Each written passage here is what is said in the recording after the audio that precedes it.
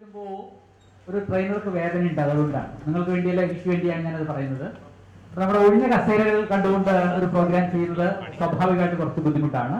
സാധാരണഗതിയിൽ ഇങ്ങനെ തന്നെയാണ്, എല്ലാവരും ഒന്ന് പുറകിൽ നിറഞ്ഞിട്ട് പിന്നെയാണ് മുന്നോട്ട് വരിക, ഒന്നും സാരമില്ല. അപ്പൊ നമ്മുടെ വിഷയം എന്ന് പറയുന്നത് ഇന്റർ ഡിപ്പെൻഡൻസി ഇൻ ബിസിനസ് എന്നുള്ളതാണ്. അതിന് ഒന്ന് രണ്ട് കുഞ്ഞു കാര്യങ്ങൾ നമുക്കൊന്ന് ചർച്ച ചെയ്തിട്ട് വിഷയത്തിലേക്ക് വരാം. ഇതിനകത്ത് എന്നെ പരിചയമുള്ള ആരെങ്കിലും ഉണ്ടോ? ഒരാളുണ്ട്, അറിയാം. ഓക്കെ. ഞാൻ തിരുവനന്തപുരം ജില്ലയിലുള്ള ആളാണ്, അതുകൊണ്ട് തന്നെ തിരുവനന്തപുരം ജില്ലക്കാർക്ക് എന്നെ വളരെ പരിചയമില്ല. ഞാൻ ഏറ്റവും കുറച്ച് പ്രോഗ്രാം എടുക്കുന്നത് തിരുവനന്തപുരം ജില്ലയിലാണ്. 31 വർഷമായി ഞാൻ പരിശീലകനായും അധ്യാപകനായും പ്രവർത്തിക്കുന്നുണ്ട്. ഏറ്റവും കുറച്ചെടുക്കുന്നത് നമ്മുടെ തിരുവനന്തപുരത്താണ്. ഞാൻ കൂടുതൽ മലബാർ മേഖലയിലാണെങ്കിൽ എന്നെ കുറച്ചുകൂടി ആൾക്കാരൊക്കെ അറിയാം. ഇവിടെ എന്നെ വളരെ കുറച്ച് മാത്രം അറിയാവുന്ന ഒരു കാര്യം എന്ന് പറഞ്ഞാൽ ഇപ്പൊ കുറച്ച് പ്രോഗ്രാമാണ് എടുക്കുന്നത്. പിന്നെ നമ്മുടെ തിരുവനന്തപുരത്തെ പ്രോഗ്രാമിന് ഇപ്പോഴും വലിയ പ്രാധാന്യമൊന്നും ഇല്ലെന്നുള്ളതാണ് യാഥാർത്ഥ്യം. പക്ഷേ നമ്മുടെ എറണാകുളം, കോഴിക്കോട്, മലപ്പുറം മേഖലകളിലാണെങ്കിൽ ധാരാളം സെമിനാറുകളും ധാരാളം വർക്ക്ഷോപ്പുകളും നടക്കുന്നുണ്ട്. അതുകൊണ്ട് മാത്രമാണ് നമ്മൾ പരിചയമില്ലാതെ പോയത്. പിന്നെ ഒരു കാര്യം കൂടി ഉണ്ട്, സോഷ്യൽ മീഡിയയിൽ ഞാൻ വളരെ പിന്നിലുള്ള ഒരാളുമായിരുന്നു. സോഷ്യൽ മീഡിയ ഞാൻ വളരെ ശ്രദ്ധിക്കാത്ത ഒരാളായിരുന്നു. അത് സത്യത്തിൽ ഒരു യാഥാർത്ഥ്യമാണ്. കാരണം ഞാൻ ഈ അടുത്ത കാലത്ത് കൊറോണ വന്നതിന് ശേഷമാണ് ഞാൻ സോഷ്യൽ മീഡിയയിൽ 1-2 പോസ്റ്റുകളും അതുപോലെ തന്നെ യൂട്യൂബിൽ ഒരു ചാനലും ഒക്കെ സ്റ്റാർട്ട് ചെയ്ത് വളരെ അടുത്ത കാലത്താണ്. അടുത്ത സമയത്ത് ഒരു 2-3 മാസമേ ആവും. കൊറോണയൊക്കെ പോകാൻ തുടങ്ങിയ സമയത്താണ് ഞാൻ യൂട്യൂബിൽ ചാനലൊക്കെ തുടങ്ങിയത്. ഇപ്പൊ എനിക്കൊരു ചാനലൊക്കെ ഉണ്ട്, എന്റെ പേരിൽ തന്നെയാണ്, ഗിരീഷ് മാസ്റ്റർ എന്നാണ് എന്റെ പേര്. ആ പേരിൽ തന്നെയാണ് എന്റെ ചാനൽ. ആ ചാനലൊക്കെ നിങ്ങൾക്ക് സൗകര്യം പോലെ കാണാം. കണ്ടു നോക്കിയിട്ട് കൊള്ളാമെന്നുണ്ടെങ്കിൽ സബ്സ്ക്രൈബ് ചെയ്യാം, ഇല്ലെങ്കിൽ ലൈക്കോ ഡിസ്ലൈക്കോ ഒക്കെ നിങ്ങൾക്ക് ചെയ്യാവുന്നതാണ്. ഞാൻ പ്രവർത്തന മേഖല ഇത് തന്നെയാണ്, ട്രെയിനിങ് മാത്രമാണ് ചെയ്യുന്നത്. ഇതിന്റെ സൈഡ് ബിസിനസ് അല്ല, ഫുൾ ടൈം ബിസിനസ് ആണ് ട്രെയിനിങ് എന്ന് പറയുന്നത്. മറ്റു ബിസിനസ് ഒന്നും ഞാൻ ചെയ്യുന്നില്ല. പിന്നെ ഞാനൊരു 8 പുസ്തകം എഴുതിയിട്ടുണ്ട്. അതുമൊക്കെ ഞാൻ ഈ പറയുന്ന വിഷയങ്ങളുമായി ബന്ധപ്പെട്ടിട്ടാണ്. അപ്പോൾ നമുക്ക് നിങ്ങളൊക്കെ ഇവിടെ നിങ്ങളെയൊക്കെ പരിചയപ്പെടുത്തി കഴിഞ്ഞു അല്ലേ? കുറച്ചുപേർക്ക് പരിചയപ്പെട്ടത് പറഞ്ഞതൊക്കെ കേട്ടു, മറ്റുള്ളവരെ കേട്ടില്ല, സാരമില്ല. നമുക്ക് കൂടുതൽ പരിചയപ്പെടാം, കൂടുതൽ കാര്യങ്ങൾ ചർച്ച ചെയ്യാം. ഞാൻ മാത്രമായിരിക്കില്ല, നമ്മളായിരിക്കും ഇവിടെ പ്രോഗ്രാം ചെയ്യുന്നത്. ഇപ്പോൾ ചോദിക്കുന്ന ചോദ്യങ്ങൾക്കൊക്കെ നിങ്ങൾ കൂടി സഹകരിക്കണം, മാറി നിൽക്കരുത്. നമുക്ക് ഒരുമിച്ച് 1 മണിക്കൂർ ഈ പ്രോഗ്രാമായി മുന്നോട്ട് പോകേണ്ടി വരും. ഓക്കെ, നമ്മളിന്ന് സംസാരിക്കുന്ന വിഷയം ഇന്റർ ഡിപ്പെൻഡൻസി എന്നുള്ള വിഷയമാണ്. Inter dependency in business. ഇത് വളരെയധികം ചർച്ച ചെയ്ത് കേട്ടിട്ടില്ലാത്ത കാര്യമാണ്. ഇന്റർ ഡിപ്പെൻഡൻസിയെ കുറിച്ച് കേട്ടിട്ടുള്ള അറിയാവുന്ന ആരെങ്കിലും കൈ ഉയർത്തിയേ. ഇന്റർ ഡിപ്പെൻഡൻസി എന്ന് പറയുന്ന ആ വേർഡും അതിന് ബിസിനസിന്റെ സാധ്യതയും കുറച്ച് കേട്ടിട്ടുണ്ട്. ചോദിച്ചാൽ കൂടുതൽ പറയാൻ അറിയാത്തത് കൊണ്ടാണ് ചിലരൊക്കെ കൈ വെക്കാത്തത്. കാര്യങ്ങളൊക്കെ അറിയാം എന്ന് ഞാൻ മനസ്സിലാക്കുന്നു. അപ്പൊ ഇന്റർ ഡിപ്പെൻഡൻസിയിലേക്ക് പോകാനുള്ള കാരണവും എന്തുകൊണ്ട് എനിക്കങ്ങനെ ഒരു ചിന്ത വന്നു എന്നുള്ള കാരണം ആദ്യം പറയാം. ഈ ഇന്റർ ഡിപ്പെൻഡൻസിയുമായി ബന്ധപ്പെട്ടുള്ള പ്രോഗ്രാമും കാര്യങ്ങളും ഞാൻ ഈ അടുത്ത കാലത്താണ് സ്റ്റാർട്ട് ചെയ്തത്.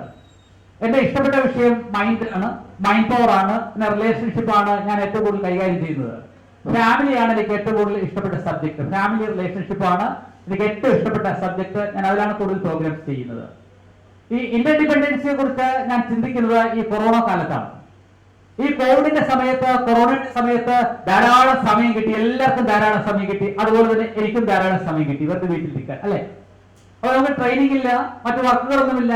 ഒരുപാട് സമയം കിട്ടുമ്പോഴാണ് നമ്മൾ ഒരുപാട് ചിന്തിക്കുന്നത്, ഒരുപാട് കാര്യങ്ങൾ ആലോചിക്കുന്നത്, പല തീരുമാനങ്ങളിൽ എത്തുന്നത്. അതിന് സമയം ആവശ്യമാണ്. ഈ കൊറോണ എന്ന് പറയുന്നത്, ഈ കോവിഡ് എന്ന് പറയുന്നത് നിങ്ങൾ എത്രത്തോളം സ്വാധീനിച്ചിട്ടുണ്ട് എനിക്കറിയില്ല. ചിലത് പോസിറ്റീവ് ആയിരിക്കും, ചിലത് നെഗറ്റീവ് ആയിരിക്കും. സാമ്പത്തിക കാര്യം മാറ്റി നിർത്തുക.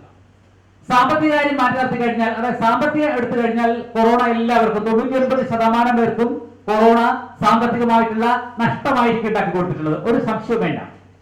കൊറോണ നിങ്ങൾക്ക് എന്തെങ്കിലും ഒരു നേട്ടം ഉണ്ടാക്കി തന്നിട്ടുണ്ടോ എന്നാണ് എനിക്കറിയേണ്ടത്. എന്തെങ്കിലും കൊറോണ കൊണ്ടുണ്ടായ, കോവിഡ് വന്നത് കൊണ്ടുള്ള ഒരു നേട്ടം പറയാമോ? എന്തെങ്കിലും ഒരു നേട്ടം ഇരുന്ന് പറഞ്ഞാൽ മതി. ഞാൻ സിനിമയ്ക്ക് ഒരു കഥ എഴുതി. വാവ്, ഒരു കൈയ്യടി കൊടുത്തേ. ഒരു സിനിമയ്ക്ക് കഥ എഴുതാൻ പറ്റി. എന്താ ഒരു കാര്യം പറഞ്ഞേ? ശേഷി കൂട്ടാനുള്ള പരിപാടികൾ ചെയ്തു, യോഗയൊക്കെ ചെയ്തോ? ചെയ്തു. ഒരുപാട് പേര് യോഗയിലേക്ക് വന്നിട്ടുണ്ട് ഈ സമയത്ത്, കോവിഡിന്റെ സമയത്ത്. ഞാൻ യോഗ അത്യാവശ്യം ഇഷ്ടമുള്ള ആളാണ്. ഞാൻ യോഗയിൽ MSc ഉള്ള ആളാണ്, യോഗ തെറാപ്പി പഠിച്ചിട്ടുള്ള ആളാണ്. യോഗ പഠിപ്പിക്കുന്നില്ല, യോഗ ചെയ്യുന്നുണ്ട്, യോഗ ചെയ്യുന്ന ഒരാളാണ്. ഞാൻ ഒരു യോഗിക് ലൈഫ് ഇഷ്ടപ്പെടുന്ന ഒരാളുമാണ്. ഇന്ന് ഞാൻ നിങ്ങളുടെ മുന്നിൽ നിൽക്കുമ്പോഴേക്കും ഞാൻ ഭക്ഷണം കഴിച്ച ഇന്നലെ ഉച്ചയ്ക്കാണ്, ശേഷം ഞാൻ ഭക്ഷണം കഴിച്ചിട്ടില്ല. ഞാൻ എത്ര നേരം കഴിഞ്ഞാലും ഇതേ എനർജി എനിക്ക് നിൽക്കാൻ പറ്റും. പക്ഷെ നിങ്ങൾ ഓർമ്മിക്കേണ്ടത്, ഞാൻ ഇന്നലെ ഞായറാഴ്ച ഉച്ചയ്ക്ക് ഭക്ഷണം കഴിച്ചാൽ പിന്നെ കഴിക്കുന്നത് തിങ്കളാഴ്ച രാത്രി ശകലം കഞ്ഞിയാണ്. ഒരു 20 വർഷത്തിലേറെയായി ഞാൻ 1 ഡേ ഫാസ്റ്റിംഗ് ഇങ്ങനെ ശീലിച്ചു വരികയാണ്. എനിക്ക് നല്ല എനർജി തോന്നുന്നുണ്ട്. എന്നെ കണ്ടിട്ട് രാവിലെ കഴിച്ചില്ലെന്നോ, ഇന്നലെ കഴിച്ചില്ലെന്നോ, ഇപ്പൊ കഴിച്ചില്ലെന്നോ എന്ന് ആരെങ്കിലും പറയുമോ? ഒരിക്കലും പറയില്ല. കാരണം ഞാൻ 2 നേരമാണ് സാധാരണ കഴിക്കുക. അതൊക്കെ ഈ തരത്തിലുള്ള എന്റെ ആരോഗ്യത്തെ ഞാൻ അങ്ങനെയാണ് കൊണ്ടുപോകുന്നത്. അതുകൊണ്ടാണ് അത് നല്ലത്. Okay, good. അപ്പൊ ആരോഗ്യത്തെ കുറിച്ച് ബോധവതിയായി. ഒരു കാര്യം പറയാമോ?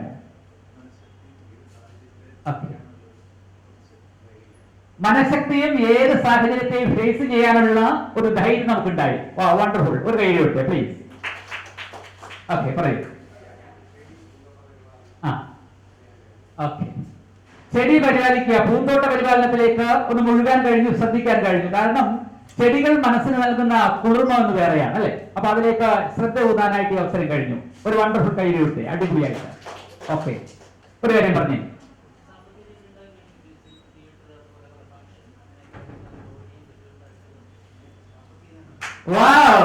ഓക്കെ, കുറച്ച് പൈസ ഉണ്ടാക്കാൻ പറ്റിയെന്ന്, അതായത് സിനിമയും മറ്റ് എന്റർടൈൻമെന്റ് കാര്യങ്ങളൊക്കെ മാറ്റി വെച്ചത് കൊണ്ട് അതിനൊരു സേവിങ്സ് ഉണ്ടാക്കാനായിട്ട് പറ്റി. വ്യത്യസ്ത ചിന്തയാണ്. വണ്ടർഫുൾ. ഒരു കാര്യം പറയും. കൂടുതൽ സമയം വായിക്കാൻ പറ്റി. ഓക്കെ ഓക്കെ, ഒരുപാട് വായനയിലേക്ക് ഏർപ്പെടാനായിട്ട് സഹായിച്ചു. ഒരു കാര്യം പറഞ്ഞേ. കുക്കിങ്ങിൽ കുറച്ചുകൂടി ഒന്ന് എക്സ്പെർട്ട് ആകാൻ പറ്റി. അടിപൊളിയായിട്ട് കുക്ക് ചെയ്യും. വാവ്. കുക്കിംഗ് ചാനലൊക്കെ ഉണ്ടോ?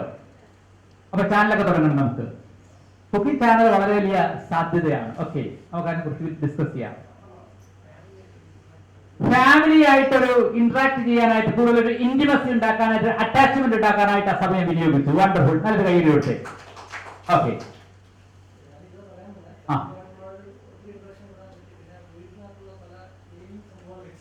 ഓക്കെ ഓക്കെ, വീടുമായിട്ടുള്ളൊരു അറ്റാച്ച്മെന്റ് ഉണ്ടാക്കാൻ പറ്റി.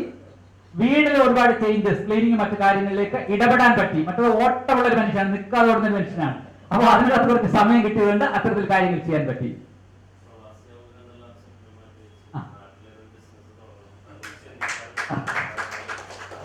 പ്രവാസി എന്നുള്ള സ്വപ്നം മാറ്റിവെച്ചുകൊണ്ട് നാട്ടിലൊരു ബിസിനസ് ചെയ്യാനും അതിനെക്കുറിച്ച് ചിന്തിക്കാനും സാധിച്ചു. Okay, wonderful. പ്രവാസം നിർത്തി നാട്ടിലേക്ക് മുഴുകാൻ തീരുമാനിച്ചു. അതിനെന്താ കൈയിരിക്കത്തില്ല, വിരോധമില്ലല്ലോ. ശരി, ഓക്കെ.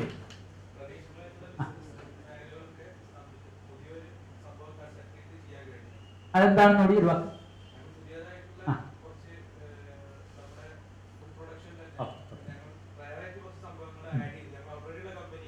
Okay okay.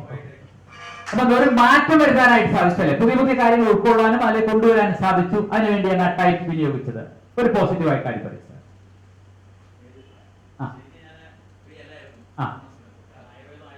കേൾക്കാമോ? മൈക്ക് കൊടുക്കട്ടെ? കേൾക്കാം. Okay okay.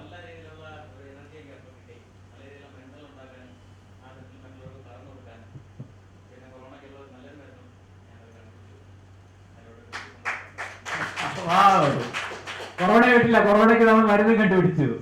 കാരണം എനർജറ്റിക് ആകാൻ വേണ്ടി നമ്മളെ കൂടുതൽ മാറ്റങ്ങൾ വരുത്താനായിട്ട് ആ ടൈം നന്നായിട്ട് ഉപയോഗിച്ചു. ഒരു കുഴപ്പമില്ല, ധൈര്യമായിട്ട് പറയും.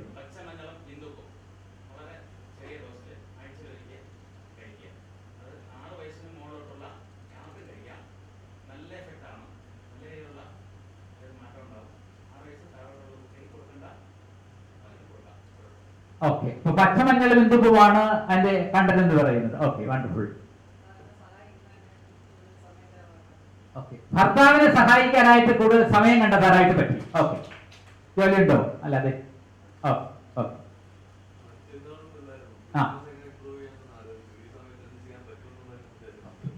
മറ്റു ചിന്തകളിലായിരുന്നു, അതുകൊണ്ട് ബിസിനസ് എങ്ങനെ ഇംപ്രൂവ് ചെയ്യാൻ പറ്റുമെന്ന് ആലോചിച്ചു. അതിന് മാർഗങ്ങൾ കണ്ടെത്താൻ കഴിഞ്ഞു. Okay, thank you.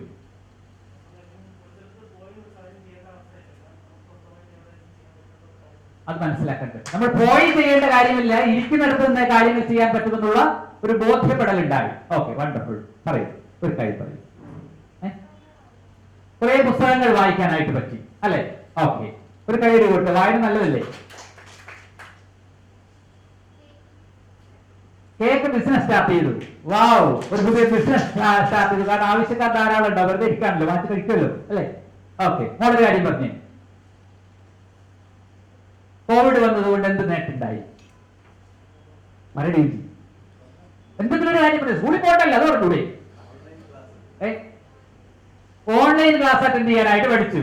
നമുക്ക് പറയാമോ ഒരു കാര്യം? ഒരു ഒച്ച കാര്യം? കോവിഡ് ഒന്നും എന്തെങ്കിലും ഒരു കാര്യം ഡാൻസ് കളിച്ചോ? വീട്ടിൽ നിന്ന് ഡാൻസ് കളിക്കാൻ പറ്റി. മറ്റേ പുസ്തകം എടുത്ത് വെച്ച പടി, പുസ്തകം എടുത്ത് വെച്ച പടി എന്നുള്ള ശല്യമൊന്നുമില്ലായിരുന്നു. ഡാൻസ് കളിക്കാനൊക്കെ പറ്റി ധാരാളമായിട്ട്.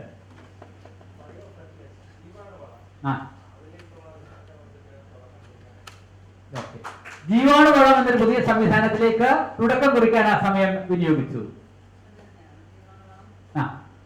അത് ഫാമിലി ആയിട്ട് ജീവാണുവളത്തിലേക്കായിരുന്നു അവരുടെ ഒരു ശ്രമം എന്ന് പറയുന്നത്. ഓക്കെ, വീട്ടിൽ നിൽക്കാൻ പറ്റി. കുറച്ച് ബിസി ആയിരുന്നു, ആവശ്യം പോലെ വീട്ടിൽ നിൽക്കാൻ പറ്റി അല്ലേ? Okay, wonderful.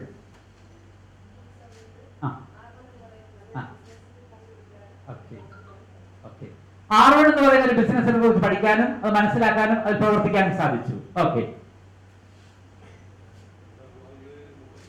Okay oh, thank you corona, thank you. 31 വർഷമായി കല്യാണം കഴിച്ചിട്ട് പക്ഷെ ഇത്രയും സമയം ഒരുമിച്ച് കഴിയാൻ നേരത്തെ വിധിക്കുകയാണ്. കൊറോണ നല്ലവനാണ്. എനിക്കും അത് തന്നെ പറയാനുള്ളത്. രണ്ടുപേരും ഒരുമിച്ച് പറഞ്ഞില്ലേ പറ്റും. അതുകൊണ്ടാ ഒരു കാര്യം. പ്രവാസിയായിരുന്നു, നാട്ടിൽ നിൽക്കാൻ പറ്റി. ഓക്കെ ഓക്കെ ഓക്കെ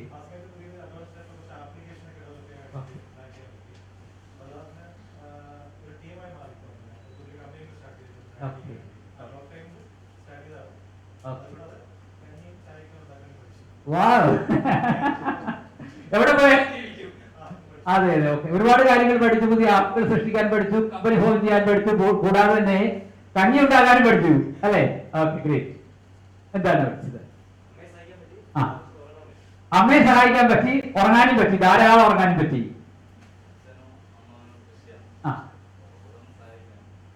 അച്ഛനും കൃഷിയാണ്, അവരെ കൃഷിയിൽ സഹായിക്കാൻ പറ്റി, കൃഷിയുടെ പാഠങ്ങൾ പഠിക്കാൻ പറ്റി. ഓക്കെ, സത്യം പറഞ്ഞാൽ എല്ലാവർക്കും എന്തെങ്കിലുമൊക്കെ നേട്ടമുണ്ടായിട്ടുണ്ട്. നമ്മള് കോട്ടങ്ങളെ കുറിച്ച് ചിന്തിച്ചാൽ പറഞ്ഞാൽ എല്ലാവർക്കും പറയാനുണ്ടായിരിക്കും, നഷ്ടങ്ങളെ കുറിച്ച് പറയാനുണ്ടായിരിക്കും. നേട്ടങ്ങളെ കുറിച്ച് ചിന്തിച്ചാൽ നമുക്ക് ധാരാളം നേട്ടങ്ങളെ കുറിച്ചും കണ്ടുപിടിക്കാനായിട്ട് കണ്ടെത്തുവാനായിട്ട് സാധിക്കും. ഈ ഒരു സമയത്ത് ഞാൻ ചിന്തിച്ചത് ഈ ഇന്റർഡിപെൻഡൻസി എന്ന് പറയുന്ന ഒരു ആശയത്തെ കുറിച്ചായിരുന്നു. ഞാൻ കൂടുതൽ ചിന്തിച്ചതും കൂടുതൽ കാര്യങ്ങൾ മുഴുകിയതും ഇന്റർഡിപെൻഡൻസിയെ കുറിച്ചാണ്. എന്താണ് ഇന്റർഡിപെൻഡൻസി എന്ന് പറഞ്ഞു കഴിഞ്ഞാൽ അതിനകത്ത് ഒരു കാര്യം കൂടി പറയാം. നമ്മളൊക്കെ ജനിക്കുന്ന സമയത്ത്, ഏത് കുട്ടിയും ജനിക്കുന്ന സമയത്ത്, ഒരു കുഞ്ഞിന്റെ സമയത്ത്, കുഞ്ഞായിരിക്കുന്ന സമയത്ത് അവരൊക്കെ പരാശ്രിതരായിരിക്കും. ആണോ അല്ലയോ? മറ്റുള്ളവരെ ആശ്രയിച്ച് മാത്രമേ ജീവിക്കാൻ പറ്റത്തുള്ളൂ. ഒരു കൊച്ചു കുഞ്ഞിന്, ഒരു കുഞ്ഞിന് അമ്മയില്ലാതെ, അച്ഛനില്ലാതെ, അല്ലെ അമ്മയില്ലാതെ മണിക്കൂറുകൾ ജീവിക്കാൻ സാധ്യമല്ല. ആണോ? അല്ല, ഒരുപാട് ബുദ്ധിമുട്ടാണ്. അല്ലെങ്കിൽ ഇതിന്റെ മെഡിക്കൽ സഹായത്തോടു കൂടിയൊക്കെ കുറച്ചു കാലം പോകാനായിട്ട് പറ്റും. എങ്കിലും അമ്മയുടെ സഹായമില്ലാതെ, മാതാപിതാക്കളുടെ സഹായമില്ലാതെ ഒരു കുഞ്ഞിന് കൂടുതൽ മുന്നോട്ട് പോകാൻ പറ്റില്ല. മണിക്കൂറുകൾ മാത്രമായിരിക്കും മുന്നോട്ട് പോകാൻ സാധിക്കുക. വളർച്ചയുടെ ആദ്യഘട്ടത്തിൽ, ജനനം മുതൽ വളർച്ചയുടെ ആദ്യ ഘട്ടത്തിലൊക്കെ എല്ലാവരും പരാശ്രയരായിരിക്കും. എല്ലാവരും പരാശ്രയരായിരിക്കും, മറ്റുള്ളവരെ ആശ്രയിക്കുന്നവരായിരിക്കും. അതാണ് പരാശ്രയത്വം എന്ന് പറയുന്നത്. അപ്പോ ഡിപ്പെൻഡൻസി ഉള്ള ആൾക്കാരായിരിക്കും. ആ തുടക്കത്തിൽ ഡിപ്പെൻഡൻസി ഉള്ള ആൾക്കാരാണ്, മറ്റുള്ള ആശ്രയിച്ച് ജീവിക്കുന്നവരാണ്. ഇത് കുറച്ച് മുന്നോട്ട് പോകുമ്പോൾ നമ്മുടെ ചിന്ത എന്താകും? എനിക്ക് ഇൻഡിപെൻഡന്റ് ആകണം, സ്വതന്ത്രനാകണം. ആണോ? എനിക്ക് സ്വതന്ത്രനാകണം. എഴുതി തുടങ്ങുന്ന എനിക്ക് പിന്നെ നടക്കണമെന്ന് തോന്നും, സ്വന്തമായിട്ട് നടക്കണമെന്ന് തോന്നും, പിടിക്കാതെ നടക്കണമെന്ന് തോന്നും. 3 ചക്രമുള്ള അല്ലെങ്കിൽ 4 ചക്രമുള്ള സൈക്കിൾ ചവിട്ടുന്ന എനിക്ക് 2 ചക്രത്തിൽ ചവിട്ടണമെന്ന് തോന്നും. ഓരോ കാര്യങ്ങളിലും സ്വതന്ത്രനാകണം, സ്വതന്ത്രനാകണം, സ്വതന്ത്രനാകണം എന്നുള്ള ചിന്ത എന്നിലേക്ക് ഉണ്ടാകും. ആദ്യം ഞാൻ ഡിപ്പെൻഡന്റ് ആയിരുന്നെങ്കിൽ പിന്നെ എനിക്ക് ഇൻഡിപെൻഡന്റ് ആകണം, സ്വതന്ത്രനാകണം എന്നുള്ള ചിന്തയിലേക്ക് ഞാൻ വരും. ആണോ അല്ലയോ? ആണ്. അതിനകത്ത് ഫിനാൻഷ്യൽ ഫ്രീഡം ഉണ്ട്, എല്ലാ തരത്തിലുള്ള ഫ്രീഡവും വേണം. അങ്ങനെ വരുമ്പോഴേക്കും ഞാൻ ആഗ്രഹിക്കുകയാണ്, ഞാൻ ഇൻഡിപെൻഡന്റ് ആയി നിൽക്കണം, ഞാനൊരു സ്വതന്ത്രനായിട്ട് മാറണം, സർവ്വസ്വതന്ത്രനായിട്ട് ഞാൻ മാറണം എന്ന് ചിന്തിക്കുന്നു. അതിനുവേണ്ടി പ്രവർത്തിക്കുന്നു. അങ്ങനെ നമ്മൾ എന്തായിട്ട് മാറുന്നു? ഇൻഡിപെൻഡന്റ് ആയിട്ട് മാറുന്നു. ചിലർ അതിൽ വിജയിക്കുന്നില്ല, ചിലരൊക്കെ അതിൽ വിജയിക്കുന്നു. വിജയിക്കുമ്പോൾ നമ്മൾ ഹാപ്പി ആകുന്നു. ആണോ അല്ലയോ? ആണ്. നമ്മൾ ഇൻഡിപെൻഡന്റ് ആകുമ്പോഴേക്കും, സ്വതന്ത്രരാകുമ്പോഴേക്കും എന്റെ കാര്യങ്ങളൊക്കെ ഞാൻ വിചാരിക്കുന്നത് പോലെ നടക്കുമ്പോൾ ഞാൻ ഹാപ്പിയാണ് എന്ന് ഞാൻ ചിന്തിക്കുന്നു. എനിക്ക് ഫിനാൻഷ്യൽ ഫ്രീഡം ഉണ്ട് അല്ലെ? ആ ഫാമിലിയിൽ ഫ്രീഡം ഉണ്ട്, സമൂഹത്തിൽ ഫ്രീഡം ഉണ്ട്. എനിക്ക് ഇഷ്ടം പോലെ പ്രവർത്തിക്കാനും ചിന്തിക്കാനും ഞാൻ വിചാരിക്കുന്നത് പോലെ നടക്കാനും ഒക്കെ എനിക്ക് കഴിയുമ്പോൾ ഞാൻ ഇൻഡിപെൻഡന്റ് ആണ്, ഞാൻ സ്വതന്ത്രനാണ് എന്ന് ചിന്തിക്കുന്നു. ഈ 2 ആശയങ്ങളാണ് കൂടുതൽ ആൾക്കാരും ചർച്ച ചെയ്യപ്പെട്ടിട്ടുള്ളത്. ഒന്ന് പരാശ്രയത്വവും ഒന്ന് സ്വാശ്രയത്വവും. ഇത് രണ്ടുമാണ്. ഇത് രണ്ടിന്റെയും അടുത്തൊരു സ്റ്റേജാണ് ഇന്റർഡിപെൻഡന്റ് എന്ന് പറയുന്നത്. ഈ ഇന്റർഡിപെൻഡൻസി എന്ന് പറയുന്നത് പരസ്പരാശ്രയത്വം എന്നുള്ളതാണ് അതിന്റെ മലയാളം. പരസ്പരാശ്രയത്വം. അപ്പൊ നമ്മുടെ ഡിപെൻഡൻസി അല്ല, ഇൻഡിപെൻഡൻസി അല്ല, ഇന്റർഡിപെൻഡൻസി എന്ന് പറയുന്നത് പരസ്പരാശ്രയത്വം എന്നുള്ളതാണ്. ഈ പരസ്പരാശ്രയത്വം നമ്മളെല്ലാവരും കൊറോണ കാലത്ത് പ്രാക്ടീസ് ചെയ്തു, പലതരത്തിൽ പ്രാക്ടീസ് ചെയ്തു. അതെങ്ങനെയാണ് പ്രാക്ടീസ് ചെയ്തത്, ഏത് തലത്തിലാണ് പ്രാക്ടീസ് ചെയ്തതെന്ന് നമുക്ക് മനസ്സിലാക്കാം. അത് കഴിഞ്ഞിട്ട് ബിസിനസ്സിലെ ഇന്റർഡിപെൻഡൻസി എന്താണെന്ന് നോക്കാം, ഫാമിലിയിലെ ഇന്റർഡിപെൻഡൻസി എന്താണെന്ന് നമുക്ക് നോക്കാം. ഒരു വീട്, ഒരു കുടുംബം മുന്നോട്ട് പോകണമെങ്കിൽ അവിടെ സ്വാശ്രയത്വമാണോ വേണ്ടത്, സ്വാതന്ത്ര്യമാണോ വേണ്ടത്, അതോ പരാശ്രയത്വമാണോ വേണ്ടത്? ഏതാണ് വേണ്ടത്? ഒരു വീട്ടിൽ പരാശ്രയത്വം എന്ന് പറയുമ്പോൾ കുഞ്ഞുങ്ങൾ അമ്മയെ അച്ഛനെ ആശ്രയിക്കുന്നു, ഭാര്യ ഹസ്ബൻഡിനെ ആശ്രയിക്കുന്നു, ഹസ്ബൻഡ് ജീവിതമാകുന്ന മറ്റു ചില കാര്യങ്ങൾ ആശ്രയിക്കുന്നു. ഇങ്ങനെ പല പല ആശ്രയത്വങ്ങൾ അവിടെ ഉണ്ട്. മക്കൾ എല്ലാ കാര്യത്തിനും എന്ത് ചെയ്യണു? അമ്മയെ അച്ഛനെയും മാത്രം ആശ്രയിക്കുന്നു. എല്ലാത്തിനും അച്ഛനെ അമ്മയെ ആശ്രയിക്കുന്നു. എല്ലാത്തിനും. ഭാര്യയ്ക്ക് പ്രത്യേകിച്ച് പണിയില്ല, വരുമാനമില്ല. ഭാര്യ എല്ലാത്തിനും ആരെ ആശ്രയിക്കുന്നു? ഹസ്ബൻഡിനെ ആശ്രയിക്കുന്നു. ഹസ്ബൻഡ് ചില കാര്യങ്ങൾക്ക് എന്ത് ചെയ്യുന്നു? ആഹാരം കഴിക്കാനും മറ്റു കാര്യങ്ങളൊക്കെ ആരെ ആശ്രയിക്കുന്നു? ഭാര്യയെ ആശ്രയിക്കുന്നു. ചില കാര്യങ്ങളൊക്കെ അദ്ദേഹത്തിന്റെ ഇതായിട്ടുള്ള കാര്യങ്ങൾക്ക് ഭാര്യയെ ആശ്രയിക്കുന്നു. അപ്പൊ ഈ ഒരു രീതിയിലാണ് കുടുംബങ്ങൾ സാധാരണ മുന്നോട്ട് പോവുക. അപ്പോൾ കുടുംബത്തിൽ എങ്ങനെയാണ് പരസ്പരാശ്രയത്വം വരുത്തുക എന്ന് ചോദിച്ചു കഴിഞ്ഞാൽ, നമ്മളൊക്കെ പരസ്പരം ആശ്രയിക്കുന്നതായിട്ട് മാറണം. ഹസ്ബൻഡ് വൈഫിനെയും, വൈഫ് ഹസ്ബൻഡിനെയും ആശ്രയിക്കണം. കുടുംബമാണ് ഏറ്റവും വലിയ സ്ഥാപനം. ആർക്കും സംശയമുണ്ടോ? ലോകത്തിലെ ഏറ്റവും വലിയ സ്ഥാപനം ഫാമിലിയാണ്. രണ്ട് സംരംഭങ്ങളാണ് ലോകത്തിൽ ഏറ്റവും അധികം പരാജയത്തിൽ, ഏറ്റവും അധികം നഷ്ടത്തിൽ പ്രവർത്തിക്കുന്ന രണ്ട് സ്ഥാപനങ്ങളുണ്ട്. അതിൽ ഒന്നാമത്തത് കുടുംബമാണ്, രണ്ടാമത്തത് ഏതാണ്? ബിസിനസ് സ്ഥാപനങ്ങളാണ്. നഷ്ടത്തിലോടുന്ന രണ്ട് സംരംഭങ്ങൾ ഏതാണെന്ന് ചോദിച്ചു കഴിഞ്ഞാൽ, ഒന്ന് കുടുംബമാണ്, രണ്ട് കച്ചവടമാണ്, ബിസിനസ്സാണ്. ഇതാരും വേറെ ചിന്തിക്കേണ്ട കാര്യം, ഇത് യാഥാർത്ഥ്യമാണ്, വെറുതെ പറയുന്നതല്ല. ബിസിനസ് നടത്തുന്നതിൽ 80% പേരും നഷ്ടത്തിലാണ് കച്ചവടം നടത്തുന്നത്, ബിസിനസ് നടത്തുന്നത് പറഞ്ഞാൽ നിങ്ങൾ വിശ്വസിച്ചേ മതിയാകും. കാരണം അത് യാഥാർത്ഥ്യമാണ്. ബിസിനസ് ചെയ്യുന്നതിൽ 80% പേരും ബിസിനസ് ചെയ്യുന്നത് നഷ്ടത്തിലാണ്. പിന്നെ എന്തിനു നടത്തണം? മറ്റൊരു പരിപാടി അറിഞ്ഞൂടാ. ഇനി വേറെന്ത് ചെയ്യാനാണ്? കാരണം കാലങ്ങളായിട്ട് ഇതിൽ ഇറങ്ങിപ്പോയി, ലോണുണ്ട്, കാര്യങ്ങളുണ്ട്, പെട്ടുപോവുകയാണ്. ഇങ്ങനെയാണ് ധാരാളം പേര് ബിസിനസ് ചെയ്യുന്നത്. ബിസിനസ് ചെയ്യുന്ന എല്ലാവരും ലാഭത്തിലല്ല ബിസിനസ് ചെയ്യുന്നത്, ആണോ? അല്ല. ബിസിനസ് ചെയ്യുന്ന എല്ലാവരും ലാഭത്തിലല്ല, മറ്റു കാര്യങ്ങൾ അറിയാത്തത് കൊണ്ടും അത് തന്നെ തുടർന്ന് ചെയ്തുകൊണ്ട് പോവുകയുമാണ് ചെയ്യുന്നത്. ലാഭത്തിൽ കച്ചവടം നടത്തുന്ന ബിസിനസ് ചെയ്യുന്നവരുടെ എണ്ണം 20% താഴെ മാത്രമേ ഉണ്ടാവൂ. സാധാരണക്കാരായിട്ടുള്ള പല ബിസിനസ്സുകാരുടെ സ്വപ്നം എന്താണെന്ന് ചോദിച്ചാൽ അവർ നിങ്ങളോട് പറഞ്ഞു തരും, എന്റെ മരണത്തിന് മുമ്പേ എന്റെ വീടിരിക്കുന്ന, എന്റെ വീടും പുരയിടവും ബാങ്കിന്റെ ലോണിൽ നിന്ന് മോചിപ്പിക്കണം. എന്റെ ലോണുകളെല്ലാം അവസാനിപ്പിച്ച് സ്വസ്ഥമായിട്ടൊന്ന് മരിക്കണമെന്ന് ആഗ്രഹിക്കുന്ന ധാരാളം ബിസിനസ്സുകാർ നമുക്ക് കാണാനായിട്ട് പറ്റും. കടമില്ലാതെ എനിക്ക് ജീവിതം കഴിഞ്ഞു പോകണം എന്ന് ചിന്തിക്കുന്ന ധാരാളം ബിസിനസ്സുകാർ നമ്മുടെ ഭൂമിയിലുണ്ട്. അപ്പോൾ ബിസിനസ് എന്ന് പറയുന്നത് ലാഭത്തിൽ നടക്കേണ്ടതാണ്. പക്ഷെ നിർഭാഗ്യവശാൽ ഭൂരിഭാഗം ആൾക്കാരും ബിസിനസ് നഷ്ടത്തിലാണ് നടത്തിക്കൊണ്ടു പോകുന്നത്. ഒരു ഡൗട്ടും വേണ്ട. ഇത് വ്യക്തമായി എനിക്കറിയാം. കാരണം ഞാൻ ബിസിനസ്സുകാരനായിരുന്നു, ബിസിനസ് രംഗത്ത് പ്രവർത്തിച്ചയാളാണ്. അതുപോലെ തന്നെ അതിന്റെ സംഘടനാ തലത്തിൽ പ്രവർത്തിച്ചയാളാണ്. വ്യാപാരി വ്യവസായിയുടെ എന്റെ യൂണിറ്റിന് ഞാൻ കുറച്ച് വർഷം മുമ്പ് എന്റെ യൂണിറ്റിന്റെ ജനറൽ സെക്രട്ടറി ആയിരുന്നു. ജില്ലയുടെയും സംസ്ഥാനത്തിന്റെയും ഒക്കെ നിർവാഹക സമിതി അംഗമായിട്ടൊക്കെ ഞാൻ പ്രവർത്തിച്ചിട്ടുണ്ട്. ബിസിനസ്സുകാർക്ക് നന്നായിട്ട് അറിയാം. ബിസിനസ്സുകാർക്ക് ഞാൻ ധാരാളം പ്രോഗ്രാം എടുക്കാറുണ്ട്. അപ്പൊ ബിസിനസ് എന്ന് പറയുന്നത് ലാഭത്തിന് വേണ്ടി ചെയ്യുന്നുവെങ്കിലും, ലാഭകരമാക്കാൻ വേണ്ടി പ്രവർത്തിക്കുന്നുവെങ്കിലും പലപ്പോഴും ബിസിനസ് എന്ന് പറയുന്നത് പലർക്കും, ഭൂരിഭാഗത്തിനും നഷ്ടത്തിലോടുന്ന ഒരു സംവിധാനമാണ്. ഇതുപോലെ തന്നെയാണ് കുടുംബവും.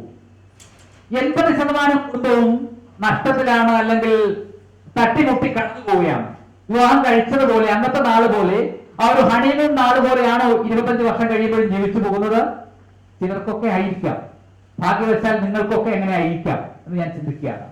വിവാഹം കഴിച്ച ദിനങ്ങളിലെ പോലെ ആ ഒരു സന്തോഷവും, ആ ഒരു രസവും, ആ ഒരു സുഖവും 10 വർഷം കഴിഞ്ഞാലും 20 വർഷം കഴിഞ്ഞാലും 30 വർഷം കഴിഞ്ഞാലും അതുപോലെ കൊണ്ടുപോകാൻ സാധിക്കുന്ന എത്ര പേരുണ്ടാകും? ചിന്തിച്ചു നോക്കൂ. ഒരു 100 പേരെ എടുത്താൽ എത്ര പേരുണ്ടാകും? ഒരാളുണ്ടാകും. എത്ര പേരുണ്ടാകും? 2 പേരുണ്ടാകും. എത്ര പേരുണ്ടാകും? 20% ഉണ്ടാകും. എത്ര പെർസെന്റ് ഉണ്ടാകും സാറേ? ഒരു 30% ഉണ്ടാവും. എത്ര പെർസെന്റ് ഉണ്ടാവും?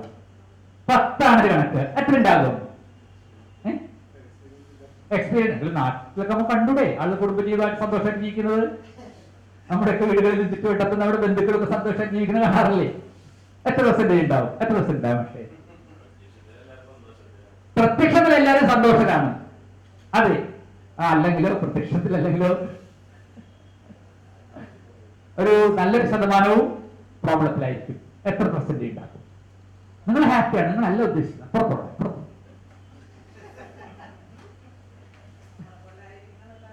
നമുക്ക് ആശിക്കാം. പക്ഷെ അങ്ങനെ ആകണമെന്നില്ല. അങ്ങനെയാണോ? എത്ര പെർസെന്റേജ് ഉണ്ടാവും? 10 കുടുംബങ്ങൾക്ക് അറിയാവുന്ന 10 ആൾക്കാരെ, 10 ഫാമിലിയായിട്ട് ജീവിക്കുന്ന ആൾക്കാരെ നിങ്ങൾ ചിന്തിച്ചു നോക്കുക. അതിൽ എത്ര പേര് ഈച്ചയും ചക്കരയും പോലെ ജീവിക്കുന്നുണ്ട്? പകുതി. ഓക്കെ, വ്യത്യസ്തമായ 100 ആൾക്കുള്ള അഭിപ്രായം ഉണ്ട്. എത്ര ഉണ്ടാവും? 5%, 1%. അത്രയൊക്കെ തന്നെ ഉണ്ടാവും. എത്ര ഉണ്ടാവും? 5%.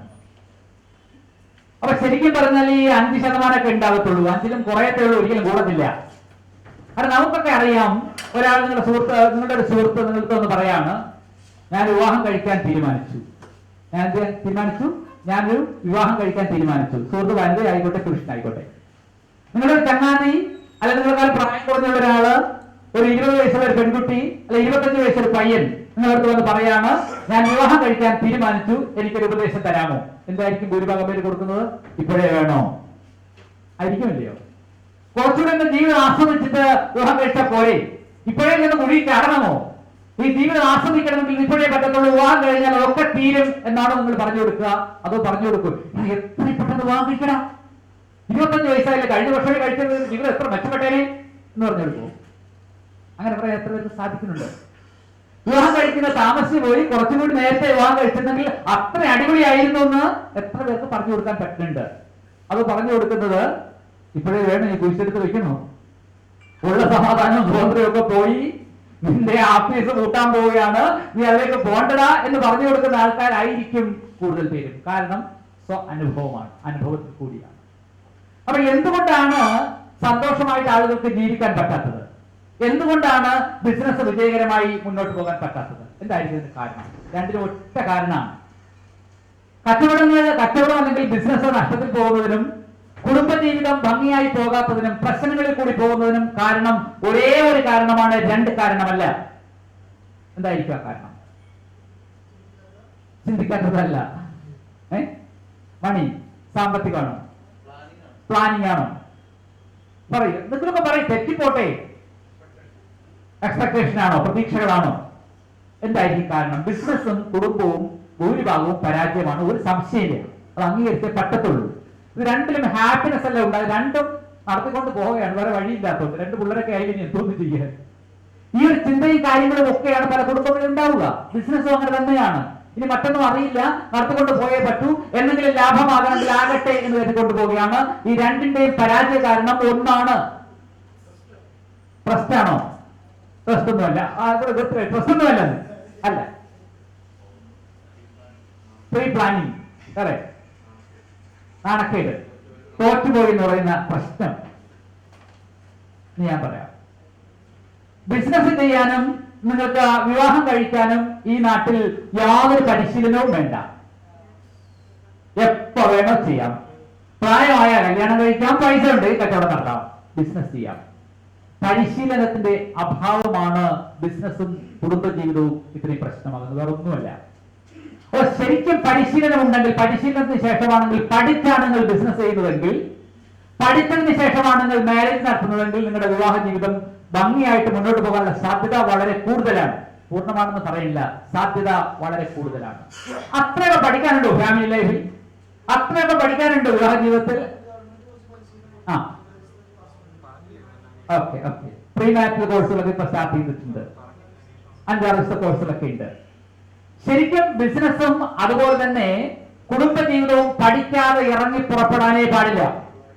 അതിന് കാരണം എന്താണെന്ന് ചോദിച്ചു കഴിഞ്ഞാൽ, ഈ പുരുഷനും സ്ത്രീയും എന്ന് പറയുന്ന സാധനങ്ങളുണ്ടല്ലോ, ഒരു ബന്ധവുമില്ലാത്ത 2 സാധനങ്ങളാണ്. സ്വഭാവത്തിലും രീതികളിലും ഒരു ബന്ധവുമില്ലാത്ത വ്യത്യസ്തരായ 2 സ്ഥാപനങ്ങളാണ് പുരുഷനും സ്ത്രീയും എന്ന് പറയുന്നത്. ഒരു നാണയത്തിന്റെ 2 വശങ്ങളാണ്. അതായത് ഒരു ബന്ധവും ഇല്ല, അല്ലെ? ഒരു നാണയത്തിന്റെ രണ്ട് പുറങ്ങളാണ്, രണ്ട് പുറങ്ങൾ തമ്മിൽ കാണുന്ന പോലുമില്ല. ആ ഒരു ബന്ധമാണ് സ്ത്രീയും പുരുഷനും ഉള്ളത്. സ്ത്രീയെ കുറിച്ചും പുരുഷനെ കുറിച്ചും നമ്മൾ പഠിക്കാത്തത് കൊണ്ടാണ്, മനസ്സിലാക്കാത്തത് കൊണ്ടാണ് വിവാഹബന്ധത്തിൽ ഏറ്റവും കൂടുതൽ പ്രശ്നം ഉണ്ടാകുന്നത് എന്നുള്ളതാണ് എന്റെ അഭിപ്രായം. എങ്ങനെയെന്ന് ചോദിച്ചാൽ അതുകൂടി ഞാൻ പറയാം. അപ്പൊ സ്ത്രീക്ക് പുരുഷനെ കുറിച്ചോ പുരുഷന് സ്ത്രീയെ കുറിച്ചോ മനസ്സിലാക്കാനായിട്ടുള്ള യാതൊരു വിവരവും അല്ല യാതൊരു അറിവും ആരും കൊടുക്കുന്നില്ല. കൊടുക്കുന്നുണ്ടോ? കൊടുക്കുന്നില്ല. സ്ത്രീയും പുരുഷനും വ്യത്യസ്തരാണോ ഒരുപോലെയുള്ളവരാണോ? വ്യത്യസ്തരാണ്. ചിന്തയിലും പെരുമാറ്റത്തിലും ഒക്കെ ഇവർ രണ്ടുപേരും വളരെ വ്യത്യസ്തരാണ്. ഒരു ബന്ധവുമില്ലാത്ത രണ്ട് പാർട്ടികളാണ് സ്ത്രീ പുരുഷനും എന്ന് പറയുന്നത്. രണ്ട് ഉദാഹരണം പറയാം, അപ്പൊ നിങ്ങൾക്ക് മനസ്സിലാക്കും. നിങ്ങൾക്ക് ആൺകുട്ടിയും പെൺകുട്ടിയും ഉണ്ടെന്ന് വിചാരിക്കാം, വീട്ടില് മകനും മകളും ഉണ്ടെന്ന് വിചാരിക്കാം. സ്കൂൾ കഴിഞ്ഞിട്ട് വരുന്ന മകളോട് അത് മകനെ പറയാം. സ്കൂൾ കഴിഞ്ഞിട്ട് വരുന്ന മകനോട് നിങ്ങൾ ചോദിക്കുകയാണ്, മകനെ എന്താണ് സ്കൂളിൽ വിശേഷം, എന്തൊക്കെയാണ് സ്കൂളിൽ വിശേഷം എന്ന് ചോദിച്ചാൽ നിങ്ങളുടെ മകൻ എന്ത് പറയും? ഒന്നുമില്ല അല്ലേ പറയണേ? അവർ ഒരുപാട് കാര്യങ്ങളൊന്നും പറയില്ല. എന്താണ് സ്കൂളിൽ വിശേഷം ചോദിച്ചു കഴിഞ്ഞാൽ ഒന്നുമില്ല. ഇനി സ്ത്രീകൾ ചിന്തിച്ചു നോക്കി, നിങ്ങളുടെ ഹസ്ബൻഡ് പുറത്തു പോയിട്ട് വീട്ടിലേക്ക് വരുമ്പോൾ മുഖം വല്ലാതിരിക്കുമ്പോൾ നിങ്ങൾക്ക് മനസ്സിലാകുന്നു എന്തോ ഒരു പ്രശ്നമുണ്ട്, കക്ഷിക്ക് എന്തോ വിഷമമുണ്ട്. അപ്പൊ നിങ്ങൾ ഉടനെ ചോദിക്കുന്നു, ചേട്ടാ എന്ത് പ്രശ്നം? അപ്പൊ ചേട്ടനും പറയും ഒന്നുമില്ല അല്ലേ? അപ്പൊ ഹസ്ബൻഡിനെ എല്ലാ രീതിയിലും നന്നായി മനസ്സിലാക്കാൻ ഭാര്യയ്ക്ക് കഴിയും. ഇമോഷണലി നന്നായിട്ട് മനസ്സിലാക്കാനായിട്ട് സ്ത്രീകൾക്ക് കഴിയും. സ്ത്രീ പുരുഷനെ കാണുന്നു, മനസ്സിലാക്കുന്നു. എന്നിട്ട് എന്ത് ചെയ്യുന്നു? ഈ സ്ത്രീ ഹസ്ബൻഡോട് ചോദിക്കുന്നു, മകനോട് ചോദിക്കുന്നു, അച്ഛനോട് ചോദിക്കുന്നു, സഹോദരനോട് ചോദിക്കുന്നു, അമ്മാവനോട് ചോദിക്കുന്നു, ചിറ്റപ്പനോട് ചോദിക്കുന്നു. ഇവരുടെയൊക്കെ പ്രശ്നം കണ്ടാൽ സ്ത്രീകൾക്ക് പെട്ടെന്ന് മനസ്സിലാകും. ഒരാളുടെ ഇമോഷൻ ഏറ്റവും അധികം പെട്ടെന്ന് മനസ്സിലാകുന്നത് സ്ത്രീകൾക്കാണ്. അന്ന് ആരൊക്കെ വിശ്വസിച്ചാലും ഇല്ലെങ്കിലും സ്ത്രീകൾക്കാണ് പുരുഷന്മാരെക്കാളേറെ കഴിവുള്ളത്. ഇത് അംഗീകരിക്കാത്ത രണ്ട് കൂട്ടം ആൾക്കാരേ ഉള്ളൂ. ഒന്ന് പുരുഷന്മാർ ഒരിക്കലും അംഗീകരിച്ചില്ല, സ്ത്രീകൾ മനസ്സിലാക്കിയില്ല അല്ലേ? സ്ത്രീകൾക്കാണ് പുരുഷന്മാരെക്കാൾ ഏറെ കഴിവുള്ളത്, ഒരു സംശയവും വേണ്ട. ഇത് യാഥാർത്ഥ്യമാണ്, സത്യമാണോ അല്ലേ? ആലോചിച്ച് പറഞ്ഞാട്ടോ, അത് യാഥാർത്ഥ്യമാണ്. അപ്പൊ സ്ത്രീകൾക്കാണ് പുരുഷന്മാരെക്കാൾ ഏറെ കഴിവുള്ളതെന്ന് പറഞ്ഞാൽ അംഗീകരിക്കണം. അതുകൊണ്ടാണ് വലിയ വലിയ കമ്പനികളൊക്കെ അതിന്റെ തലപ്പത്ത് സ്ത്രീകളെ പിടിച്ചു വെക്കുന്നത്, മണ്ടന്മാരായിട്ടല്ല. ഒരു പുരുഷന് ഒരു കാര്യം ചെയ്യാനേ അറിയാം, ഒരു സമയത്ത് സ്ത്രീ 150 കാര്യം ചെയ്യും അല്ലേ? ഉള്ളല്ലേ? സത്യമാണ്. സ്ത്രീകൾക്ക് ഒരുപാട് കാര്യം ഒരേ സമയം ചെയ്യാനുള്ള മൾട്ടി ടാസ്ക് ക്വാളിറ്റി ഉണ്ട് സ്ത്രീകൾക്ക്. ഉദാഹരണം പറയാം, പെട്ടെന്ന് മനസ്സിലാക്കും. നിങ്ങളുടെ വീട്ടില് പുരുഷന്മാരാണ്, സ്ത്രീകളല്ല. പാല് തിളപ്പിക്കാൻ അടുപ്പിൽ വെച്ചേക്കുന്നു, ഗ്യാസിൽ വെച്ചേക്കുന്നു. പുരുഷനാണ് തിളപ്പിക്കുന്നത്. ആ സമയത്ത് ഇളയ കുഞ്ഞ് തൊട്ടിൽ കിടക്കുകയാണ്, തൊട്ടിൽ കിടന്ന് കരയണു. അപ്പോഴാണ് മൂത്ത മകൻ പറയുന്നു, അച്ഛാ എനിക്ക് ഉടുപ്പ് തേച്ചതാന്ന് പറയുന്നു. അപ്പൊ പാലെടുപ്പ് തിളയ്ക്കണു, കുഞ്ഞ് ഇളയ കുഞ്ഞ് തൊട്ടിൽ കിടന്ന് കരയുന്നു. മൂത്ത മകൻ പറയുന്നു, അച്ഛാ എനിക്ക് ഉടുപ്പ് തേച്ച് പറയുന്നു. അപ്പോഴെന്തെങ്കിലും പുറത്താരും ഒരാൾ ബെല്ലടിച്ചു, കോളിംഗ് ബെല്ലടിച്ചു. ആ സമയത്ത് ഭാര്യ പറയാണ്, ചേട്ടന്റെ സാരി എവിടെയായിരിക്കുന്നേ? ഈ 5 കാര്യം ഒരുമിച്ച് വന്നാൽ പുരുഷനാണെങ്കിൽ എന്ത് ചെയ്യും? 5 പ്രശ്നങ്ങളാണെന്ന് നോക്കിയേ. പാല് തിളക്കാൻ വെച്ചേക്കണു, ഇളയ കുഞ്ഞ് തൊട്ടിൽ കിടന്ന് കരയുന്നു, മൂത്ത കുട്ടി പറയുന്നു എനിക്ക് ഉടുപ്പ് തേച്ച് തരാൻ പറയുന്നു. അങ്ങോട്ട് പോയ സമയത്ത് ആരോ ഒരാൾ ബെല്ലടിക്കുന്നു. അവിടെ ചെന്നപ്പോഴേക്കും ഭാര്യ പറയാണ്, ചേട്ടാ എന്റെ സാരി എവിടെ ഇരിക്കുന്നു? ഇത് 5 കൂടെ കേട്ടാൽ എന്ത് സംഭവിക്കുമെന്ന് വെച്ചാൽ ഒരു സംശയവും വേണ്ട, പാല് കളയും, കൊച്ചു തൊട്ടിൽ നിന്ന് വീഴും, ആ ഡ്രസ് ഉരുകിയില്ലെങ്കിലേ അത്ഭുതം. പുറത്തു വന്നവനെ ചിലപ്പോൾ തെറിയും പറയും, ഇത് സാരിയല്ല എന്തേ, അതവൾ കേൾക്കുകയും ചെയ്യും. ഇനി ഇത് ഒരു സ്ത്രീയാണ് ചെയ്തെന്ന് വിചാരിക്കുക. ചിന്തിച്ചു നോക്കുക, പാലെടുപ്പം തിളക്കാൻ വെച്ചേക്കുന്നു. ആ സമയത്ത് കുഞ്ഞ് തൊട്ടിൽ കിടന്ന കുഞ്ഞ് കരയുന്നു. കുഞ്ഞ് പറയുന്നു, അമ്മ എനിക്ക് ഉടുപ്പൊന്ന് തേച്ചതാന്ന് പറയുന്നു. പുറത്തൊരാൾ ബെല്ലടിക്കുന്നു. ആ സമയത്ത് ഹസ്ബൻഡ് ചോദിക്കുന്നു, എടീ എന്റെ ഷർട്ട് എവിടെ? ഇത്രയും ചോദിച്ചു കഴിഞ്ഞാൽ ഒരിക്കലും പാല് കളയില്ല, ഒരു സംശയം വേണ്ട. ആ കരയുന്ന കുഞ്ഞ് തൊട്ടിൽ നിന്ന് വീഴത്തുമില്ല, ആർക്കും സംശയം വേണ്ട. ആ ഷർട്ട് ഉരുകത്തുമില്ല, പുറത്ത് ബെല്ലടിച്ചയാളുടെ തെറി പറയത്തുമില്ല, ചേട്ടന്റെ അടുത്ത് ദേഷ്യപ്പെടത്തുമില്ല. ഈ 5 കാര്യം ഒരു സ്ത്രീക്ക് ഈസി ആയിട്ട് ചെയ്യാൻ പറ്റും. അങ്ങനെയാണ് സ്ത്രീകൾ ചെയ്യാറ്. കാരണം എന്തുകൊണ്ടെന്നാൽ അവർക്ക് മൾട്ടി ടാസ്ക് ക്വാളിറ്റി ഉള്ളത് കൊണ്ടാണ്. 5 ഒരുപാട് കാര്യങ്ങൾ ഒരുമിച്ച് ചെയ്യാനുള്ള ഒരു കഴിവ് സ്ത്രീകൾക്കുള്ളത് കൊണ്ടാണ് സ്ത്രീകൾ അങ്ങനെ ചെയ്യുന്നത്. പുരുഷന് ആ കഴിവില്ല, അതുകൊണ്ടാണ് പുരുഷൻ ചെയ്യാതിരിക്കുന്നത്. നമ്മൾ നോക്കിയേ, പേപ്പർ വായിച്ചുകൊണ്ടിരിക്കുമ്പോൾ, മാഗസിൻ നോക്കിക്കൊണ്ടിരിക്കുമ്പോൾ പുറത്താരെങ്കിലും ബെല്ലടിച്ചാൽ നമ്മൾ വിളിക്കില്ല, എടീ അല്ലേ? നമ്മൾ അതാ അവിടെ വെച്ച് പോയി നോക്കൂ. ഇല്ല, പുരുഷന് ഒരു കാര്യത്തിൽ ശ്രദ്ധിക്കാനാണ് സാധാരണ കഴിയുക. സ്ത്രീകൾ അങ്ങനെയല്ല എന്ന് പറഞ്ഞാൽ നിങ്ങൾ മനസ്സിലാക്കുക, സ്ത്രീകൾക്ക് കുറച്ച് കഴിവ് കൂടുതലുണ്ട്. പുരുഷൻ പുരുഷന്മാരെക്കാളേറെ കുറച്ചുകൂടി കഴിവുണ്ട്.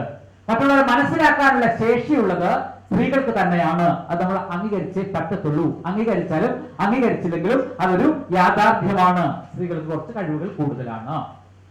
അപ്പൊ ഞാൻ പറഞ്ഞു വന്നതാണ്, അപ്പൊ പുറത്തു നിന്ന് വരുന്ന മകനെയോ ഹസ്ബൻഡിനെയോ അച്ഛനെയോ ഏത് പുരുഷനായിക്കോട്ടെ, ആ പുരുഷന്റെ മുഖത്ത് ഒന്ന് നോക്കുമ്പോൾ തന്നെ സ്ത്രീക്ക് മനസ്സിലാകും എന്തോ പ്രശ്നമുണ്ടെന്ന്. മനസ്സിലാക്കുമില്ലയോ? പെട്ടെന്ന് മനസ്സിലാക്കാൻ പറ്റും സ്ത്രീകൾക്ക്. അവർ പെട്ടെന്ന് മനസ്സിലാക്കിയ ഉടനെ തന്നെ ഹസ്ബൻഡോടാണെങ്കിലും മകനോടാണെങ്കിലും ആരോടാണെങ്കിലും ചോദിക്കുകയും ചെയ്യും, എന്താ ചേട്ടൻ പ്രശ്നം? അപ്പൊ ഞാനടക്കമുള്ള ചേട്ടന്മാർ എന്താ പറയാ? ഒന്നുമില്ല. നമ്മൾ പറയും ഒരു പ്രശ്നമില്ല, അങ്ങനെയൊന്നുമില്ല, പ്രശ്നമൊന്നുമില്ല എന്നാണ് സാധാരണ പുരുഷന്മാരൊക്കെ പറയാ. അത് അവിടെ നിൽക്കട്ടെ. ഇനി നമ്മുടെ മകളാണ് വരുന്നത് വിചാരിക്കുക. സ്കൂളിൽ നിന്ന് മകൾ വരുന്ന സമയത്ത് മകളോട് ചോദിക്കുകയാണ്, മോളെ എന്താ സ്കൂളിൽ വിശേഷം? അച്ഛൻ ചോദിച്ചോ അല്ലെ അമ്മ ചോദിച്ചോ? ആര് ചോദിച്ചാലും മോളെ പറയാൻ തുടങ്ങും. ഒരു 100 വിശേഷം പറയും. അവൾ പറയും, ഇന്ന് ടീച്ചർ പുതിയൊരു ചുരിദാർ കൊണ്ടുവന്നു, അതുപോലത്തെ കമ്മലിട്ട് വന്നു, അതുപോലത്തെ വളയിട്ട് വന്നു, ചെരിപ്പ് പോലെ അതേ കളറാ, ടീച്ചർ അടിപൊളിയായിരുന്നു എന്ന് പറയും. കൂട്ടുകാരെ പറയും, മറ്റുള്ളവർ പറയും. ഒരുപാട് കാര്യങ്ങൾ ഒരു കിളിക്കാൻ പറ്റിയ പോലെ മകൾ സംസാരിക്കുമോ ഇല്ലയോ? നിങ്ങൾ പെൺകുട്ടിയോട് ചോദിക്കുമ്പോൾ പെൺകുട്ടി അങ്ങ് ധാരാളം സംസാരിക്കാൻ തുടങ്ങുന്നു, ഒരുപാട് കാര്യങ്ങൾ പറയാൻ തുടങ്ങുന്നു.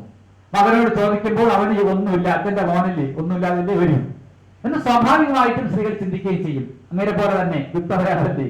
അപ്പോൾ അങ്ങനെ വരത്തുള്ളൂ എന്ന് ചിന്തിക്കുകയും ചെയ്യുന്നു. മകളോട് പറയുമ്പോൾ അമ്മ വിചാരിക്കും എന്നെ പോലെ അല്ലേ, എന്നെ പോലെ എന്ന് വിചാരിക്കുന്നു. ഞാൻ നല്ല കൊള്ളാലോ, എന്നെ പോലെയാണ് നമ്മ വിചാരിക്കുന്നു. മകൻ അച്ഛനെ പോലെ എന്ന് വിചാരിക്കുന്നു. എന്തുകൊണ്ട് ഇങ്ങനെ ചിന്തിക്കുന്നു എന്ന് ചോദിച്ചാൽ, സ്ത്രീക്ക് പുരുഷനെയും പുരുഷന് സ്ത്രീയെയും മനസ്സിലാക്കാൻ സാധിക്കാത്തത് കൊണ്ടാണ് അങ്ങനെ സംഭവിക്കുന്നത്. അല്ലാതെ മറ്റൊരു കാര്യവുമില്ല. ഇന്നത്തെ സ്ത്രീകൾ ഒരു കാര്യം ചെയ്യൂ. നിങ്ങളുടെ വീട്ടിലേക്ക് വരുന്ന പുരുഷനായിക്കോട്ടെ, പുരുഷൻ നിങ്ങളുടെ ഹസ്ബൻഡ് ആയിക്കോട്ടെ, അച്ഛനായിക്കോട്ടെ, മകനായിക്കോട്ടെ, ആരായിക്കോട്ടെ, വീട്ടിലേക്ക് വരുമ്പോഴേക്കും നിങ്ങൾക്ക് എന്ത് വിഷമമുണ്ടോ തോന്നിയാലും ഒന്നും ചോദിക്കരുത്, ഒരക്ഷരം ചോദിക്കരുത്. വിഷമത്തെക്കുറിച്ചോ പ്രശ്നത്തെക്കുറിച്ചോ ചോദിക്കാതെ ആ പിശാചിനെ ആ വഴിക്ക് വിടുക. ഒന്നും ചോദിക്കാതെ വിടുക. ഒരു പുരുഷനോട് നിങ്ങൾ വീട്ടിൽ വരുമ്പോൾ ഒന്നും ചോദിക്കാതെ ആ പുരുഷനെ വിട്ടുകഴിഞ്ഞാൽ അത് എന്തെന്നറിയാമോ?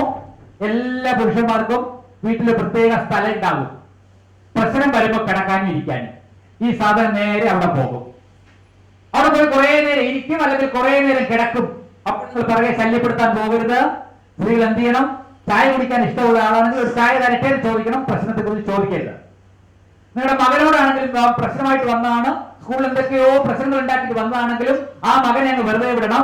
അവൻ വീട്ടിൽ വന്നാൽ എന്ത് ചെയ്യണം? അവന്റെ വഴിക്ക് പോട്ടെ, എവിടെയെങ്കിലും പോയി ഇരിക്കട്ടെ, എവിടെയെങ്കിലും പോയി കിടക്കട്ടെ എന്ന് നിങ്ങൾ വിചാരിക്കാൻ തീരുമാനിച്ചാൽ, അങ്ങനെ നിങ്ങൾ വിചാരിക്കാൻ തയ്യാറാണെങ്കിൽ തീർച്ചയായിട്ടും അവൻ സ്വസ്ഥമായി സമാധാനത്തോടുകൂടി ഏതെങ്കിലും ഒരു മൂലയിലോ കട്ടിലിലോ ഏതെങ്കിലും ഒരു കസാരയിലോ എവിടെയെങ്കിലും പോയി കുറെ നേരം ഇരിക്കും. ഇരുന്നിട്ടോ കുറെ കഴിയുമ്പോൾ അവിടെ നിന്ന് തിരിച്ചു വരും. ഹസ്ബൻഡാണെങ്കിൽ പറയും, ഭാര്യയോടാണെങ്കിൽ പറയും എടിയേ എന്ന് പറഞ്ഞു തുടങ്ങും. നോർമൽ കണ്ടീഷൻ എന്താ സംഭവിക്കണമെന്ന് അറിയാമോ? ആദ്യം ചോദിക്കുമ്പോൾ ഒന്നുമില്ലെന്നൊക്കെ പറഞ്ഞ് സാധനം അങ്ങ് പോകും. കുറെ കഴിയുമ്പോഴത്തേക്കും വന്നിട്ട് പറയും, കാര്യം പറയാൻ തുടങ്ങുമ്പോൾ ഭാര്യ പറയും കേക്കണ്ട, ഞാൻ കുറെ നേരം പുറകെ നടന്നതല്ലേ, അപ്പോഴുണ്ടാ വയ്യല്ലോ, കേക്കണ്ട. ഈ പാവപ്പെട്ടവൻ വീണ്ടും അത് തന്നെ തിരിച്ചുകൊണ്ട് അങ്ങോട്ട് പോകും. ഇവർ കേൾക്കാൻ തയ്യാറാകില്ല. പക്ഷെ പുരുഷനെ വെറുതെ വിട്ട് കഴിഞ്ഞാൽ, ചോദിക്കാതെ വിട്ട് കഴിഞ്ഞാൽ എല്ലാ പുരുഷന്മാരും സ്വാഭാവികമായിട്ട് എന്ത് ചെയ്യും? തിരിച്ചു വരും, കാര്യങ്ങൾ പറയാൻ തുടങ്ങും. അതിനുള്ള അവസരം സ്ത്രീകൾ ഉണ്ടാക്കി കൊടുക്കണം. ഇത് പുരുഷന്റെ പ്രത്യേകതയാണ്. പുരുഷൻ അവന്റെ ഇമോഷണൽ ആയിട്ടുള്ള കാര്യങ്ങൾ, അവന്റെ പ്രശ്നങ്ങൾ ഉടൻ പറയാൻ ആഗ്രഹിക്കുന്നതല്ല. അവന് കുറച്ചു നേരം ഒന്ന് വിശ്രമിച്ചിട്ട് അവന് തന്നെ ചില പരിഹാരങ്ങൾ കണ്ടുപിടിച്ചിട്ട് അവനെ ഒന്ന് സാന്ത്വനിപ്പിച്ചിട്ട് അതിനെക്കുറിച്ച് പറയാനാണ് ഇഷ്ടം. അതുകൊണ്ട് വന്ന് കയറിയ ഉടനെ പുരുഷന്മാരെ ദയവ് ചെയ്ത് ക്വസ്റ്റ്യൻ ചെയ്യാതെ അവരെ പാട്ടിന് വിട്ടാൽ പകുതി പ്രശ്നം വീട്ടിൽ കുറയും. ചോദ്യം ചെയ്യരുത്, വന്ന ഉടനെ ചോദ്യം ചെയ്യരുത്. എന്ത് പ്രശ്നമാകട്ടെ, കാരണം നിങ്ങൾക്ക് മനസ്സിലാകും പ്രശ്നം എന്താണ്. കാരണം നിങ്ങൾക്ക് മനസ്സിലാക്കാനുള്ള കഴിവുണ്ട്, അതുകൊണ്ട് പെട്ടെന്ന് മനസ്സിലാക്കും. ഇതാണ് കാര്യം. ഇത് ശ്രദ്ധിച്ചു കഴിഞ്ഞാൽ വീട്ടിലെ കുറച്ച് പ്രശ്നങ്ങൾ മാറിക്കിട്ടും. ഇനി അടുത്ത് നോക്കി പുരുഷന്മാർ ശ്രദ്ധിക്കേണ്ട കാര്യം. പുരുഷന്മാരെങ്ങനെയാണെന്ന് അറിയാമോ? പുരുഷൻ വീട്ടിൽ ഓഫീസിൽ പോയിട്ട് വരികയാണ്, അല്ലെ ഷോപ്പിൽ പോയിട്ട് വരികയാണ്, വീട്ടിലേക്ക് വരുന്ന ഭാര്യ ഇരിക്കുകയാണ്. ഒരു 80% പുരുഷന്മാരും എന്താണ് പ്രശ്നം എന്നൊന്നും അറിയത്തില്ല. ആകെ വല്ലാണ്ടിരിക്കാൻ, ആകെ തകർന്നിരിക്കുകയാണ് ഭാര്യ. ചേട്ടൻ വരുമ്പോൾ പറയാനായി വിങ്ങലോട് കൂടി ഇരിക്കുകയാണ്. അപ്പോഴാണ് ചേട്ടൻ വരുന്നത്. ചേട്ടൻ വന്നിട്ട് നെവർ മൈൻഡ്, ഇതിലെ കയറി അങ്ങ് പോയി, ഇങ്ങനെ എന്ത് മനുഷ്യനാ? സ്വാഭാവികമായിട്ട് ഭാര്യ ചിന്തിക്കും, ഇങ്ങനെ ഒരു മനുഷ്യനുണ്ടോ? ഒരക്ഷരം മിണ്ടിയില്ല, ഒരക്ഷരം ചോദിച്ചില്ല. പുരുഷൻ രണ്ട് കാര്യം കൊണ്ടാ ചോദിക്കാത്ത. ഒന്ന് ചിന്തിക്കും, എന്തിനാ പുരുഷെടുത്ത് വില വയ്ക്കണേ, നല്ല വേണ്ടി തുടങ്ങി ഇപ്പൊ തുടങ്ങും പുരാണം കുറച്ച്. ഇത് കുറെ ആൾക്കാർ ചിന്തിക്കും, അങ്ങനെ അവോയ്ഡ് ചെയ്യും. ചില ആൾക്കാർ തിരിച്ചറിയത്തുമില്ല. അങ്ങനെ എന്തായാലും രണ്ടു തരത്തിലായാലും വീട്ടിൽ വന്ന ഉടനെ സാധാരണഗതിയിൽ പുരുഷന്മാർ ഭാര്യയോട് ഇങ്ങനെയുള്ള കാര്യം ചോദിക്കുക, എന്താ വല്ലാണ്ടിരിക്കണേ, ഒന്നും കഴിച്ചില്ലേ നീ, വല്ലാണ്ടിരിക്കണത് എന്താ പ്രശ്നം, അമ്മ വല്ലതും പറഞ്ഞു, ഇങ്ങനെ സാധാരണ പുരുഷന്മാർ ചോദിക്കില്ല. ഇതൊക്കെ പ്രതീക്ഷിക്കാനേ പറ്റി ചോദിക്കില്ല. നോർമൽ കണ്ടീഷനിൽ പുരുഷന്മാർ ക്വസ്റ്റ്യൻ ചോദിക്കില്ല, അവർ മൈൻഡ് ചെയ്യാറില്ല. അവർ അറിയാത്ത ഭാവത്തിലായിരിക്കും അകത്തേക്ക് പോകുന്നത്. ഇതൊരു യാഥാർത്ഥ്യമാണ്. അപ്പൊ സ്ത്രീകളൊക്കെ ചിന്തിക്കും, ഇയാൾ എന്തൊരു മനുഷ്യനാണ് എന്ന് സ്വാഭാവികമായിട്ട് ചിന്തിക്കും. ഇവിടെ പുരുഷൻ ചിന്തിക്കേണ്ട കാര്യമുണ്ട്. പുരുഷന് അവരുടെ കാര്യങ്ങൾ വന്നവരെ ചോദിക്കുന്നത് ഇഷ്ടമില്ല, അതുകൊണ്ട് അവന് ചോദിക്കുന്നില്ല. ഇതാണ് എന്റെ പിന്നെ യഥാർത്ഥ കാര്യം. അപ്പൊ പുരുഷന്മാർ എന്ത് ചെയ്യണം? അങ്ങനെയല്ല. സ്ത്രീകളും പുരുഷനും വളരെ വ്യത്യസ്തരാണ്. രണ്ടുപേരും ഒരുപോലുള്ള ആൾക്കാരല്ല. ഒരു ബന്ധവുമില്ലാത്ത, പരസ്പര ബന്ധമില്ലാത്ത രണ്ടാൾക്കാരാണെന്ന് മനസ്സിലാക്കണം. ഒരു സ്ത്രീയെ മനസ്സിലാക്കാനും സ്ത്രീയുടെ ഇഷ്ടപ്പെട്ട ഹസ്ബൻഡ് ആകാനും വളരെ എളുപ്പമാണ്. ഒരു ബുദ്ധിമുട്ടില്ല. കൊച്ചു കൊച്ചു ചില കാര്യങ്ങൾ ചെയ്താൽ മതി. ചെറിയ കാര്യങ്ങൾ കൂടി നല്ല ഹസ്ബൻഡ് ആകാൻ പറ്റും. ഒറ്റ കാര്യം പറഞ്ഞു തരാം, ബാക്കി കാര്യങ്ങൾ പിന്നീട് അവസരത്തിൽ പറയാം. ഒരു കാര്യം പറഞ്ഞു തരാം. എല്ലാ സ്ത്രീകളും ഏറ്റവും അധികം ഹസ്ബൻഡിൽ നിന്ന് പ്രതീക്ഷിക്കുന്ന എന്തായിരിക്കും? ഹസ്ബൻഡിൽ നിന്ന് പ്രതീക്ഷിക്കുന്ന ഒരു കാര്യം പറഞ്ഞു, ഒരു പുരുഷൻ പറഞ്ഞു, അവരെയൊന്ന് പൊക്കണം. ഓക്കെ, കെയറിംഗ് ആണ്. ഒരു കാര്യം പറഞ്ഞു, കെയറിംഗ് ആണ് ഹസ്ബൻഡിൽ നിന്ന് വൈഫ് പ്രതീക്ഷിക്കുന്ന ഒരു കാര്യം. പൈസ, ഓക്കെ, ഗിഫ്റ്റ്, കെയറിംഗ്, കേൾക്കാനുള്ള മനസ്സ്, കെയറിംഗ്, ലവ്. ഇതുകൾ ചോദിക്കില്ല. കെയറിംഗ് ആയിരിക്കും. എന്തായിരിക്കും? Protection, caring. ഇനി രണ്ട് പുരുഷന്മാരെ കേട്ടു. എന്തായിരിക്കും? കെയറിംഗ്. എന്തായിരിക്കും? കല്യാണം കഴിച്ചില്ലാതെ പറഞ്ഞില്ല, കല്യാണം കഴിച്ചു കഴിയുമ്പോൾ അറിയേ. ഓക്കെ, എന്തായിരിക്കും? കെയറിംഗ്. കെയറിംഗ് എന്നാണ് പറഞ്ഞേ. ഞാൻ സ്ത്രീകളോട് ചോദിച്ചു നോക്കട്ടെ, നിങ്ങളുടെ ഹസ്ബൻഡിൽ നിന്ന് ഏറ്റവും ആഗ്രഹിക്കുന്നത് എന്തായിരിക്കും? സ്നേഹം, കെയറിംഗ്, സ്നേഹം. എന്തായിരിക്കും? നമ്മൾ ആരും പറയില്ല, കല്യാണം കഴിച്ചിട്ടില്ലേ, അല്ല കഴിക്കുമല്ലോ എന്നായാലും കെയറിംഗ് ആയിരിക്കും. കല്യാണം കഴിക്കാമെന്നല്ലേ പറയാം, വെച്ചില്ലല്ലോ, ഇല്ല. എന്തായിരിക്കും? ഒരു സ്ത്രീ ഒരു പുരുഷൻ എന്തായിരിക്കും ആഗ്രഹിക്കുക? ഒരുപാട് കാര്യങ്ങളുണ്ട്, അതെങ്കിലും പറയാം.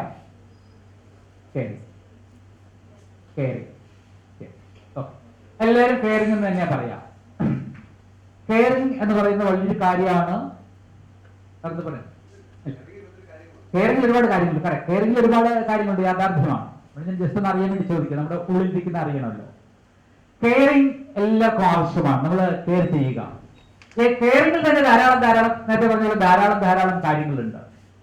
നിങ്ങളുടെ ഭാര്യ അല്ലെങ്കിൽ നിങ്ങളുടെ മകൾ അല്ലെങ്കിൽ നിങ്ങളുടെ സഹോദരി, ഒരാരോ ആയിക്കോട്ടെ, ഇവരെ നിങ്ങളുടെ ഇഷ്ടത്തിൽ കൊണ്ടുവരാൻ, നിങ്ങളോട് താല്പര്യം ഉണ്ടാകാൻ, നിങ്ങളോട് സ്നേഹം ഉണ്ടാകാൻ നിങ്ങൾ ചെയ്യേണ്ട ഏറ്റവും പ്രധാനപ്പെട്ട കാര്യം കെയറിംഗുമായി കണക്റ്റഡ് തന്നെയാണ്. അവരുടെ ഒരു ആൻസർ പറയുകയും ചെയ്തു. നിങ്ങൾ അവരെ ഒന്ന് കേൾക്കാൻ തയ്യാറാകണം. രണ്ടുപേരും വളരെ കറക്റ്റ് ആയിട്ട് പറഞ്ഞു, കേൾക്കാൻ തയ്യാറാകേണ്ട കയ്യിൽ വെച്ച് രണ്ടുപേരും പറഞ്ഞു, കേൾക്കാൻ തയ്യാറാകണം. ഒരു സ്ത്രീ ഏറ്റവും അധികം ഇഷ്ടപ്പെടുന്നത് ആരെയും ചോദിച്ചു കഴിഞ്ഞാൽ അവളെ കേൾക്കുന്നവരെയാണ്. ഒരു ഡൗട്ടും വേണ്ട. കഥ പറയുമ്പോൾ, കാര്യങ്ങൾ പറയുമ്പോൾ അത് കേട്ടുകൊണ്ടിരിക്കണം.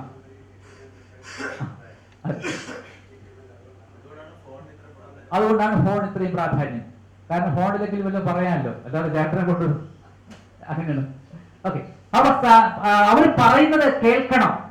കേൾക്കുന്നവരെയാണ് സ്ത്രീകൾ ഏറ്റവും അധികം ഇഷ്ടപ്പെടുന്നത്. ഒരു സംശയവുമില്ല. അതിന് വഴി പറഞ്ഞുതരാം, അതല്ലേ ഞാൻ പറയാൻ പോണം. ഒറ്റയ്ക്കാണ് വന്നതല്ലേ, അല്ല ഇവിടെ ഒറ്റ ഭ്രാന്തായിരുന്നു. സ്ത്രീകളെ കേൾക്കുക എന്ന് പറഞ്ഞാൽ വലിയൊരു പാടുള്ള കാര്യമാണ്, ചെറിയ കാര്യമൊന്നുമല്ല. ഞാനത് പറയുന്നില്ല. സ്ത്രീകളെ കേൾക്കുക എന്ന് പറഞ്ഞാൽ സ്ത്രീകൾക്ക് ഏറ്റവും ഇഷ്ടമുള്ള കാര്യമാണ്. ഇപ്പോ ചില സ്ത്രീകൾക്ക്, നമ്മുടെ വൈഫോ ആരോ നോക്കൂടെ, ചില സ്ത്രീകൾക്ക് ഹസ്ബൻഡിനെക്കാളും ഇഷ്ടം അച്ഛൻ്റെ അടുത്തായിരിക്കും, സ്വന്തം അച്ഛൻ്റെ അടുത്തായിരിക്കും. ചില സ്ത്രീകൾക്ക് സഹോദരന്റെ അടുത്തായിരിക്കും, ചില സ്ത്രീകൾക്ക് ചേട്ടന്റെ അടുത്തായിരിക്കും, അല്ലെങ്കിൽ അനിയന്റെ അടുത്തായിരിക്കും, അല്ലെങ്കിൽ ഏതെങ്കിലും ബന്ധുക്കളുടെ അടുത്തായിരിക്കും. ചില സ്ത്രീകൾക്ക് അയൽവക്കത്തെ ചേട്ടൻ്റെ കൂടെ ആയിരിക്കും. എന്തുകൊണ്ടാണ് ഇങ്ങനെ ഇഷ്ടപ്പെടാൻ കാരണം ചോദിച്ചു കഴിഞ്ഞാൽ ഒറ്റ കാര്യമുള്ളൂ, അവളെ കേൾക്കാൻ ആരാണോ തയ്യാറായിട്ടുള്ളത് അവരോട് കാര്യം പറയാനാണ് അവർക്ക് ഏറ്റവും ഇഷ്ടം. അച്ഛൻ പറയുമ്പോൾ അച്ഛനാണ് കേട്ടുകൊണ്ടിരിക്കുന്നതെങ്കിൽ അച്ഛനോട് കൂടുതൽ കാര്യങ്ങൾ പറയും. ആ കേട്ടുകൊണ്ടിരിക്കുന്ന ജ്യേഷ്ഠനാണെങ്കിൽ ജ്യേഷ്ഠനോട് കൂടുതൽ കാര്യങ്ങൾ പറയും. അനിയനാണെങ്കിൽ അനിയനോട് കൂടുതൽ കാര്യങ്ങൾ പറയും. ഇനിയിപ്പോ മകനായാലും മതി, മകനാണ് കേട്ടോണ്ടിരിക്കുന്നതെങ്കിൽ മകനോട് കൂടുതൽ കാര്യങ്ങൾ പറയും. അങ്ങനെയാണ് സ്ത്രീയുടെ സഹജമായ രീതി എന്ന് പറയുന്നത്. അല്ലാത്തവരും ഉണ്ടാകും കുറച്ചുപേർ. അപ്പൊ അവരെ കേൾക്കുന്നവരെയാണ് അവർക്ക് ഏറ്റവും ഇഷ്ടം. ഈ സാധനങ്ങളിൽ സാറ് പറഞ്ഞ പോലെ കേട്ട ഭ്രാന്താവും, ഇങ്ങനെ കേൾക്കും. അല്ല, സ്ത്രീകൾ പറയുമ്പോൾ പ്രത്യേകത എന്ന് പറഞ്ഞു കഴിഞ്ഞാൽ നിങ്ങളെ കുറിച്ചല്ല പറയുന്ന, പുറത്തുള്ള വേറെ സ്ത്രീകളെ കുറിച്ചാണ്. പല സ്ത്രീകൾ എന്താ, ഒരു കാര്യം പറഞ്ഞാൽ അത് തന്നെ പറഞ്ഞുകൊണ്ടിരിക്കും. ഒരു 7-8 പ്രാവശ്യം ഒരേ കാര്യം തന്നെ പറഞ്ഞുകൊണ്ടേയിരിക്കും. അതുകൊണ്ടാണ് സ്ത്രീകൾ സംസാരിച്ചിടക്കുമ്പോഴേ പുരുഷൻ പറയാറുണ്ട്, എടി നിർത്ത്, അടപ്പിട്, നീ ഇനി എന്തൊക്കെ പറയും, ഏതറ്റം വരെ പോകുന്നൊക്കെ എനിക്കറിയാം, ഒന്ന് നിർത്ത് എന്ന് അവർ നിർത്തിക്കാനായിട്ട് പുരുഷൻ ആഗ്രഹിക്കുന്ന കാരണം ഇതാണ്. പറഞ്ഞത് തന്നെ പറഞ്ഞുകൊണ്ടേയിരിക്കും, വീണ്ടും വീണ്ടും വീണ്ടും പറയും, റിപ്പീറ്റ് ചെയ്ത് പറയും. നമ്മൾ എന്തെങ്കിലും ഒരു കാര്യം പറയാൻ തുടങ്ങിയാൽ അപ്പോൾ നിർത്തും. അല്ലേ? പറഞ്ഞുകൊണ്ടിരിക്കുമ്പോ നീ അങ്ങനെ ചെയ്തോണ്ടല്ലേ ആ പ്രശ്നം ഉണ്ടായെന്നാണ് പറഞ്ഞു നോക്കുക, ഞാൻ നിർത്തി, എനിക്കിനി ഒന്നും പറയാനില്ല, ഞങ്ങൾ എടുത്ത് പറഞ്ഞിട്ട് കാര്യമില്ല. ഇങ്ങനെയാണ് സ്ത്രീകളുടെ നിലപാട്. കാരണം എന്തെന്ന് ചോദിച്ചു കഴിഞ്ഞാൽ സ്ത്രീകൾ പറയുന്നത് പറയാനുള്ളത് കൊണ്ടാണ്, പറയാൻ വേണ്ടിയാണ് അവർ പറയുന്നത്. ഒരു സൊല്യൂഷൻ ഒന്നും വേണ്ട. ഹസ്ബൻഡിനോട് ഭാര്യ സംസാരിക്കുമ്പോൾ ഭാര്യയ്ക്ക് ഒരു സൊല്യൂഷനും വേണ്ട, നിങ്ങൾ ഒരു ഉപദേശവും തിരിച്ചു കൊടുക്കരുത്. പിന്നെ ഇതെങ്ങനെ സഹിക്കും പിശാചിനെ? അവിടെ ഒരു കാര്യം മാത്രം ചെയ്താൽ മതി. നിങ്ങളോട് ഭാര്യ സംസാരിച്ചു തുടങ്ങുമ്പോൾ, മകൻ സംസാരിച്ചു തുടങ്ങുമ്പോൾ, സഹോദരി സംസാരിച്ചു തുടങ്ങുമ്പോൾ, കാമുകി സംസാരിച്ചു തുടങ്ങുമ്പോൾ, കാമുകളെ കുറിച്ച് പറയുന്ന ഒരു കാര്യം നിങ്ങൾ ശ്രദ്ധിക്കണം. സുന്ദര കുട്ടപ്പന്മാരായ പുരുഷന്മാരുടെ അടുത്തല്ല നല്ല പെൺകുട്ടികൾ ഒളിച്ചോടി പോകുന്നത്. ശ്രദ്ധിച്ചിട്ടുണ്ടോ? ഓട്ടോ ഓട്ടിക്കുന്നവരെടുത്ത് ജീപ്പിലെ കിളി അന്റെ വായുവൊക്കെ അത്രയോളം പോകും അല്ലേ? ആ സുന്ദരന്മാർ നടന്നിട്ട് അവരെ ഒന്നും വേണ്ട. കൂടുതൽ നല്ല പെൺകുട്ടികൾ ഒളിച്ചോടിപ്പോ നിങ്ങൾ നോക്കിക്കൊള്ളുക, ഏറ്റവും മോശം ആൾക്കാരുടെ ആയിരിക്കും. ഇതിൽ പ്രധാന വിഭാഗങ്ങൾ ഇവരൊക്കെ ഉണ്ട്. ഒരു കുറ്റം പറയുന്നതല്ല, ഓട്ടോ ഡ്രൈവറുടെയും പണ്ട് ഏറ്റവും പഴയ ഒരു 10 വർഷം പുറകോട്ടാണെങ്കിൽ കംപ്ലീറ്റ് കിളി, ജീപ്പിലെയും ടെമ്പോയിലെയും കിളികൾ കംപ്ലീറ്റ് ലവ് മാരേജ് ആയിട്ട് ഒളിച്ചോട്ടായിരുന്നു കൂടുതൽ. എന്ത് സംഭവിക്കുക? ഇതാണ് അവിടെ നടന്നുകൊണ്ടിരുന്നത്. ഞാൻ ഈ പറഞ്ഞ കാര്യം. കാരണം എന്താ ചെയ്യുന്നത്? ഈ കിളി ഇങ്ങനെ തൂങ്ങി നിൽക്കുകയാണ്. തൂങ്ങി നിൽക്കുന്ന കിളിയോട് കണ്ട് കഥകൾ പറഞ്ഞു തുടങ്ങും. ഈ കിളി എല്ലാം കേൾക്കും. കേട്ട് നല്ല കേൾവിക്കാരനാണെന്നുള്ളത് ധരിക്കും. ഇതാണ് കാര്യം. ഓട്ടോ ഡ്രൈവറും അങ്ങനെ പറഞ്ഞോ എവിടെ പറഞ്ഞുകൊണ്ടേ ഇരിക്കും, അയാളെ മൂളിക്കൊണ്ടേയിരിക്കും. ഈ മൂളൽ കൊണ്ട് തിരിച്ചു പറഞ്ഞില്ല, ഉപദേശിക്കുന്നില്ല. സ്ത്രീകളെ ഉപദേശിക്കുന്നവരെ സ്ത്രീകൾക്ക് ഇഷ്ടമില്ല, അവരെ നിയന്ത്രിക്കുന്നവരെ അവർക്ക് ഇഷ്ടമില്ല, അവർ ചെയ്യുന്ന തെറ്റാണെന്ന് പറഞ്ഞു കൊടുക്കുന്നവരെ ഇഷ്ടമില്ല. അവർ പറയുമ്പോൾ അവരെ കേൾക്കുന്നവരെയാണ് അവർക്ക് ഇഷ്ടം. അതുകൊണ്ട് പുരുഷന്മാർ സ്ത്രീകൾ പറഞ്ഞു തുടങ്ങിയാൽ ഒന്നും സംസാരിക്കരുത്.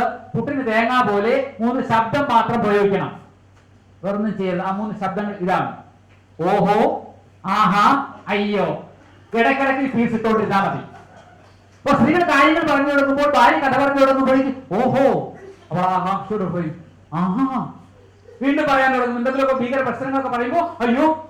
ഇത് 3 വാക്കുകൾ മാത്രം പഠിച്ച് ലൈഫിൽ അപ്ലൈ ചെയ്ത് കഴിഞ്ഞാൽ നിങ്ങൾ ഭാര്യ പറയും, ചേട്ടൻ ഇപ്പൊ കുറച്ച് മാറ്റമുണ്ട്. അപ്പൊ എങ്ങനെ മാറുന്നു ചിന്തിക്കുമ്പോഴേക്കും നിങ്ങൾക്ക് അറിയാൻ പറ്റും, ഗിരീഷ് മാസ്റ്റർ ക്ലാസ്സിൽ പോയി, എനിക്ക് വേണ്ട റിസൾട്ട് ഉണ്ടല്ലോ, ഇത് പറഞ്ഞു വിട്ട് അവർക്കൂടെ ഒരു സ്നേഹം ഉണ്ടാവും, എടുത്ത് നല്ല ബുദ്ധിയാണ് പറഞ്ഞു വിട്ടല്ലോ എന്ന് ചിന്തിക്കും. ഇത് അപ്ലൈ ലെവലിൽ വളരെ കറക്റ്റ് ആണ്. നിങ്ങളൊന്ന് ചെയ്ത് നോക്കൂ. ഇന്ന് വീട്ടിൽ പോയതിനു ശേഷം ഏതെങ്കിലും ദിവസം നിങ്ങളുടെ ഭാര്യ കഥ പറയാൻ വരുമ്പോൾ ഒരേ കാര്യം 100 പ്രാവശ്യം പറഞ്ഞാലും 150 പ്രാവശ്യം പറഞ്ഞാലും ഒരു മറുപടിയും പറയാതെ, അവളെ ഉപദേശിക്കാതെ, തിരുത്താൻ ശ്രമിക്കാതെ ഓഹോ, ആഹാ, അയ്യോ, ഈ 3 വാക്കുകൾ കുട്ടിൽ തേങ്ങ പോലെ ഇടയ്ക്കിടയ്ക്ക് ഇട്ടുകൊണ്ടിരുന്നു കഴിഞ്ഞാൽ സ്വാഭാവികമായിട്ടും അവൾക്ക് പറയാനുള്ള കഥകളൊക്കെ നിങ്ങളോട് പറയുകയും ഇപ്പോ നിങ്ങൾക്ക് എന്തോ ഒരു അടുപ്പം അവളോടുണ്ട് എന്ന് ചിന്തിക്കുകയും ചെയ്യും. ഇത് തന്നെയാണ് പ്രണയത്തിൽ പല പെൺകുട്ടികൾക്കും പറ്റുന്നത്. ഈ ചില ആൾക്കാർക്ക് അറിയാം, ഒരുപാട് സംസാരിക്കുന്ന പുരുഷന്മാർക്ക് പ്രണയം ഉണ്ടാകാറില്ല. സംശയം നിങ്ങൾ ചിന്തിച്ചു നോക്കുക. നിങ്ങൾ കൂടെ പഠിച്ചവരുടെയോ ഒരുപാട് സംസാരിക്കുന്ന, ധാരാളം സംസാരിക്കുന്ന പുരുഷന്മാർക്കൊന്നും അവരെല്ലാവരും ഇഷ്ടമായിരിക്കും, പക്ഷെ പ്രണയിക്കാൻ പറ്റത്തില്ല, പ്രണയം കിട്ടത്തില്ല. ഫ്രണ്ട്സ് മാത്രമേ ഉണ്ടാകത്തുള്ളൂ. അപ്പൊ ഒരുപാട് സംസാരിക്കുന്ന, ഒരുപാട് സംസാരിക്കുന്ന പുരുഷന്മാർക്ക് പ്രണയിക്കാൻ പറ്റാത്തതിന്റെ കാര്യം ഇതാണ്. കാരണം പെൺകുട്ടികൾക്ക് അവരെ ഇഷ്ടമില്ല. പെൺകുട്ടികൾക്ക് ഇഷ്ടം ഉണ്ടാകണം, എന്ത് ചെയ്യണം? കേൾക്കണം. എന്ന് പറഞ്ഞാലും കേട്ടുകൊണ്ടിരിക്കണം, മൂളി കേട്ടുകൊണ്ടിരിക്കണം.